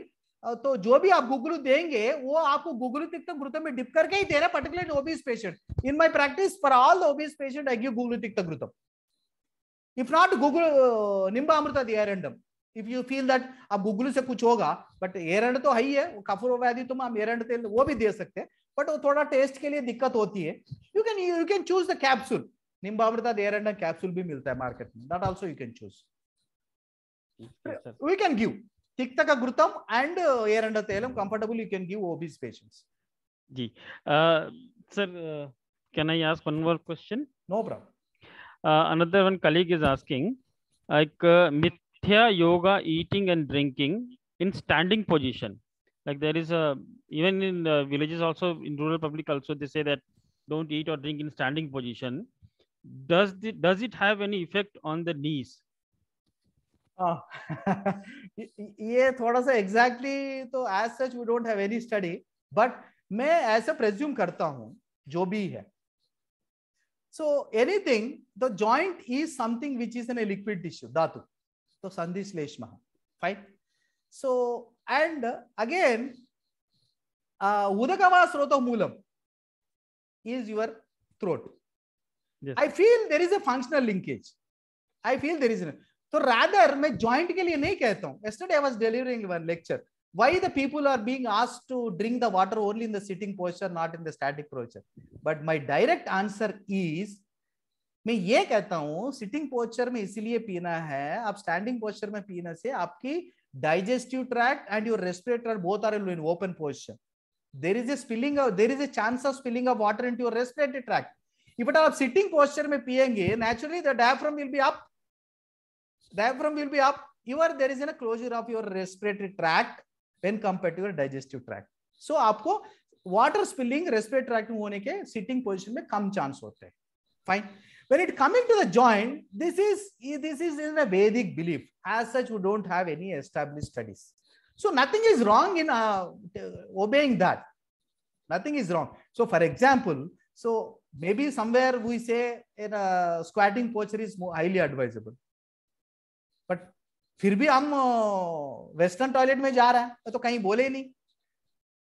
So it is something, you know, it should be in a balanced mode. if आप patient को जबरदस्ती कहोगे scattering में तो अगले दिन से आपको आना बंद हो जाएंगे, हमारा दुकान बंद हो जाएगा. So it should be in a balanced way that हम पेशेंट को बड़े ज्यादा टाइट भी नहीं कर सकते, at the same time loose भी नहीं कर सकते. पूरा लूज करेंगे पेशेंट अगले दिन आके कहते हैं सर आपने कुछ बताया ही नहीं. ये भी होता है यार. ये है, आप ध्यान रखना, थोड़ा सा जितना अवॉइड कर सके उतना अवॉइड करो तो अच्छा है. ज्यादा टाइट करोगे अगले दिन से दूसरा डॉक्टर को ढूंढ लेगा, तो ये भी ठीक नहीं. So it should be in a, the science and the client should be in a balanced mode. Very well explained, sir. One more question is there. Please. Ki there is a confusion among doctors, including myself. Like, should we advise exercise or not in case of OA? कुछ कहते हैं कि exercise करना चाहिए, कुछ कहते हैं exercise नहीं करना चाहिए, रेस्ट ज्यादा करो. So what should be the actual logic in that? Yeah. So ultimately इसमें दो पॉइंट आते हैं. एक्सरसाइज है, अभी अगेन द सीवियरिटी कितने हैं, that is a matter. Ultimately जो भी एक्सरसाइज करे, एक होती है जॉइंट के ऊपर लोड डाल के एक्सरसाइज करोगे. आपको ऑलरेडी नी ऑस्टियोआर्थराइटिस है, इमेजिन आपने नी कैप पहना, आप 100 किलो उठा रहे हो, can imagine you will be fine? No. So ultimately जो एक्सरसाइज करे वो नी के ऊपर लोड कम पड़े, ये भी तो कर सकते हैं। आप समझ लो, आप खड़ा होकर एक्सरसाइज कर रहे हो, खड़ा होने में बॉडी का वजन तो नी जॉइंट तो उठाना ही पड़ेगा, ऐसी कुछ दिक्कत हो रही है, आप फिर खड़ा होकर आप एक्सरसाइज कर रहे हो, वो डबल लोड पड़ेगा। तो नी का लोड हटा के जो एक्सरसाइज करना, that you can do. Okay, okay. And one more question I'll put, sir, because there are so many questions. If there is if there is not a provision of जानू बस्ती, ऐसा कोई facility नहीं है, OPD treatment, OPD facility है, अगर हम जानू बस्ती नहीं कर सकते हैं, whether in that case that पिचू, जानू पिचू, will it be fine, sir? Yeah, fine. So जानू पीछे अभी पेशेंट को भी कुछ नहीं होता, कोई हमने व्हाट यू से जो आजकल व्हाट्सएप कंसल्टेशन हो गए, थोड़ी आप उसे बुलाओगे, वो कहीं दूसरे जगह बैठा, हम यहाँ बैठे हो, क्या करोगे? घर में वो करना है तो नेचुरली जानू पीछे बोलते हैं कुछ ना कुछ, यार कुछ ऑयल डालो। अब कभी कभी हम ये भी बोलते हैं पीछू को जॉइंट के ऊपर लूज से वो कर लो, जो घास क्लॉथ होती है, तेल में डिप करो, you have to be rolled down to the mid thigh to the mid calf and you pain वो जो नी कैप पहनो। इससे क्या होता है, चद्दर में भी नहीं लेगा। पेशेंट को ज्यादा दिक्कत दर्द से नहीं, ज्यादा नहीं होते, सर ये तेल लगाओगे मेरे चद्दर खराब होती है, तो वो भी तो ध्यान रखना पड़ेगा ना, उसे डेली चद्दर कहाँ से लाते रहेगा पेशेंट, तो कहते वो लगाओ भाई, ऊपर से वो नी कैप पहनो, तो पूरा 12 घंटा रहेगा। हाँ ठीक है सर, कोई दिक्कत नहीं हो रही, ठीक है भाई चलना, तो क्या करोगे। एंड रिमेंबर, मैं आगे सारे प्रैक्टिशनर्स कहता हूँ, जरा कोई नया नया प्रैक्टिस में आता है ना, बड़े यार मैं सब कुछ ठीक कर दूंगा, ये कर दूंगा, वो कर दूंगा, ऐसे होता है। अभी मुझे करते करते almost more than 2 decades. Patient के माइंड में मॉडर्न साइंस में मॉडर्न डॉक्टर्स ने ऐसी ट्यूनिंग कर रखा हुआ है, ये ठीक नहीं होते रहेंगे, चलते रहेंगे। रिमेंबर, मे बी कुछ लोगों को ये थोड़े फैक्ट हजम होते नहीं होते हैं, आई एम वेरी प्रैक्टिकल। सो जैसा सोसाइटी का ट्रेंड चलता है मैं वो देखता हूँ। पेशेंट को ये पहले ही पता होती है ये ठीक होने वाला नहीं है। पेशेंट आयुर्वेदिक डॉक्टर पास आ गया, आप कह रहे हो मैं ठीक कर दूंगा, ऐसे शब्द आप बोलोगे तो समझ लो आप हो गया आपका काम, आपका जीना मुश्किल कर देगा पेशेंट। सो पेशेंट का माइंड में ऑलरेडी है तो ठीक होना ही नहीं है। क्यों? वो मॉडर्न ऑर्थोपेडिशियन ऐसे ट्यूनिंग कर रखा हुआ है, अरे ये ठीक होने वाला नहीं है, दवाई खाते रहो। समझ गए? ये हमने नहीं किया, it is been done by the orthopedicians, whatever the physicians concern. वो हमारे पास आते, हम भी पहले शुरू में ऐसे हम पूरा करेंगे, दवाई की जरूरत कम पड़े आपको। समझ गए? ऐसी करना, आप आते ये मत बोलना आप लोग ये बिल्कुल ठीक हो जाए, समझ लो आपका जीना मुश्किल हो जाएंगे। प्रैक्टिस करना, इससे बदनाम ज्यादा हो जाओगे। क्यों? जो पेशेंट ठीक होते हैं वो कहने कम होते हैं, 10 पेशेंट ठीक होंगे, उसमें से 1 ही 2 पेशेंट आपको mouth to mouth conversation, particularly in Ayurveda में। एलोपैथी में 10 पेशेंट ठीक होगा तो 10 वो डंका बजाते, आयुर्वेद में 10 ठीक होंगे तो 2 ही पेशेंट आपको माउथ टू माउथ कन्वर्स करेगा। बट जो 8 ठीक नहीं होते ना, वो पक्का आपका माउथ टू माउथ कन्वर्सेशन, और डॉक्टर ने ऐसे कह रहे तो ठीक ही नहीं हुआ। तो be safe and be smart enough, don't make the things hype. If the patient उस फीलिंग में है तो वो कह रहे हैं बिल्कुल सही है, हम आपको दवाई की जरूरत कम पड़ेंगे, धीरे धीरे आपको दवाई की जरूरत नहीं पड़ेगा। तो this is a very smart and the safe answer. Very well said, sir. And I can see like we are live on YouTube, and we have a lot of general public also watching over there. So as Dr. Satya sir had already said earlier, that don't follow anything by yourself. Always consult an physician, an Ayurvedic physician who is nearest to you, or you can approach us and get consulted and get proper advice. अपने आप से experiments नहीं करना है। And really sir it was very doctor Sachin, 2 question मैंने देखा, उसके मैं 2 जवाब देता हूँ। हाँ जी sir, please. somebody asked Vijaya कैसे होता है घुटने में दर्द में। Vijaya, that is cannabis. So as you all know, there is an ECS system in the body. ECS मतलब ये नहीं है जो बैंक के ECS करते, इलेक्ट्रॉनिक क्लियरेंस सिस्टम, वो नहीं है। There is endocannabinoid system. But ECS बड़े अच्छे हैं, जैसे ECS तुरंत हो जाती है, इससे भी तुरंत हो जाती है effect. So definitely ECS there are n number of evidences on PubMed. ECS has a remarkable effect in knee joint pains, but it modulates. But otherwise, as I mentioned, there are 3 level strategy: immediate strategy, short term goal, and long term goal. These has to be kept in mind. Somebody asked Agni Karma. Yes, Agni Karma is highly beneficial. Agni Karma is highly beneficial. Again, it is immediate strategy. That is pain management. But again, we have short-term goals, short-term strategy, and long-term strategy. And somebody mentioning in that is Mahasneyam. Yes, Mahasneyam includes Vasa and Majja also. But if you get pure Vasa and exclusive Majja, that is. But I'm insisting you all just refer your books. Just refer that what is the benefits of Vasa and Majja. And this is something which is really we forgot that. Thank you one and all, and I wish all the best, and I wish you all flourish in your day-to-day practice. Thank you. Thank you so much, sir. Thank you on behalf of everyone, the Kairali group, the Kairali team, and whole of the Ayurveda fraternity and doctors present over here. I thank you for such a wonderful session. Thank you so much, sir. Over to you, Rishabh, please. Yeah, thank you, Dr. Sachin, and thank you, Dr. Satya, for such an insightful presentation. And I'm so grateful for all your patience, support, and a wonderful presentation. Dr. Sachin, thank you so much for moderating the event. Attendees, doctors, everyone, now I would like to introduce Mr. Puneet Endle, who will just give you a brief about Kerali Ayurvedic products, about our company, what all products we manufacture, everything he will explain you. So it is a short presentation which he will talk about. Just stay back for 5 minutes. It's a brief presentation. So Puneet, you can start the presentation now. Good evening, everyone. And let me just start my session by thanking you all for being such a kind audience. And Dr. Satya has been such a great orator and explaining each and every question and giving attention to detail to every topic which he has prepared. So let me just give you a brief about Kerali Ayurvedic products. So Kerali Ayurvedic products is a 111-year-old company wherein we manufacture more than 323 SKUs, including oils, arishta savas, churnam, grith, kashayam, gulika, vati, and our patent medicines. We do manufacture products in Kairali brand, as well as we do manufacture products in third-party manufacturing also. And nowadays, a lot of doctors have turned themselves into third-party manufacturers, wherein they give us their requirements and we help them formulate the products. They give us the basic formulation. Our R&D can help you develop the formula, do the clinical trials, and then launch the product. We can help you in getting the licenses of those products also for proprietary. So yes, we have proprietary organics, we have herbal infusions, we have our Kairali Ayurvedic proprietary medicines, traditional Ayurveda, and a couple of books written by our director ma'am, which is the books. So this is our proprietary organics. We have the facial oils, we have the face pack, hair wash, and a body scrub. These are the organic range. This is the product that Dr. Satya was talking about. This is a DIY kit for the arthritis and joint pain patients.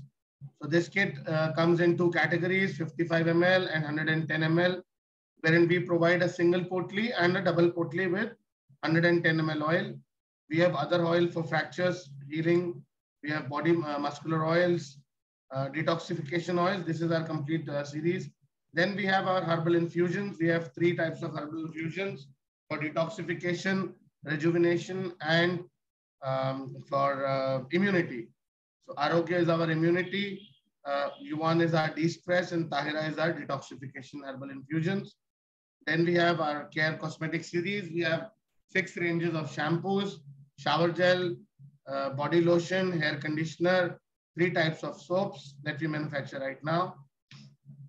We have 17 proprietary medicines that we have in tonic capsule form. We have a pain balm called Spara, very effective for pain as well as cold. So we have a complete range. It's a complete portfolio of medicines for an holistic. For example, if anybody wants to treat their patients on different dimensions, so we have the complete range available. We'll be sharing the price list in the Telegram group and the WhatsApp group, and my team is sharing the numbers. You can WhatsApp directly and we can give you our complete range of products. This is the traditional Ayurveda. We have 20 churnams, 12 types of Ayurveda gulikas, kashayams, arishtasavas, lehams, 44 types of thylams, grithams, rasayanams in complete range. We have 2 books. One is the diet book for the Ayurveda cookery. Then we have herbal massage book for the people who want to do massages at home. This also is a DIY kit for people who can't afford or who can't go to the massage centers. These are some of the awards and accreditations that our group has earned. The product list and the price list will be shared with you on the Telegram, WhatsApp, social media circles. You will be getting phone calls and follow-up calls from our sales team. And yes, so the complete range, what I was trying to tell you is, in case you have any formulation, you want to manufacture products, get your own brand name registered and want the products in your own brand name, that is also possible. You can take exactly Kerali products. We offer good discounts to all the doctors, and they are very helpful in your own practices. And please use Kerali products, support Kerali Ayurvedic products, and help us also grow and take Ayurveda to a lot newer level, because a lot of the entire world is now inclined towards Ayurveda. And I thank you all. Over to Rishabh. In case, thank you so much. Thank you so much, Puneet. And now, before ending the webinar, I want to announce the winners for this, who asked the best question. So we announced the winners. So Dr. Venkatesh is the winner. Dr. Reshma Begum is the winner. Dr. Mandeep Kaur. And they all 3 will get a gift voucher from Kerali Ayurvedic Retreat. They win the voucher for 3 nights, 4 days at a retreat. It's a fully paid trip, which includes the meals, the therapies, and the stay arrangements. So the vouchers will be shared within 48 to 72 hours with all the winners. And I really thank you so much for you all to join this webinar, to attend this webinar and take some insightful things. I would like to now end this webinar. If you have any questions, you all can contact us. The numbers have been shared by our team with you all. You can contact Mr. Puneet. You can contact Mr. Dr. Sachin, me, Rishabh Gupta, and we will be happy to answer all your questions. Vouchers will be shared. Regarding vouchers. Vouchers will be shared with everyone within 48 to 72 hours. So vouchers can be redeemed, and certificates will be shared in the next 5 to 6 business days. Everything will be shared within 5 to 6 business days. So nothing to worry about. And certificates will only be shared by who have attended the webinar. And certificates will be shared to the group. So you all can download the certificates from there. And if any questions, feel free to message us through Telegram, WhatsApp, email, call, whichever works for you. We will be happy to answer all your questions. Thank you so much. Thank you, Puneet. Thank you, Dr. Satya. Thank you, Dr. Sachin.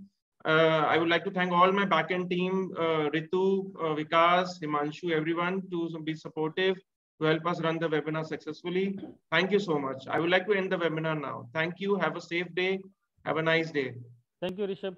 We will be announcing again to you all another set of webinar. And don't worry, we will be keeping these kind of webinars every month.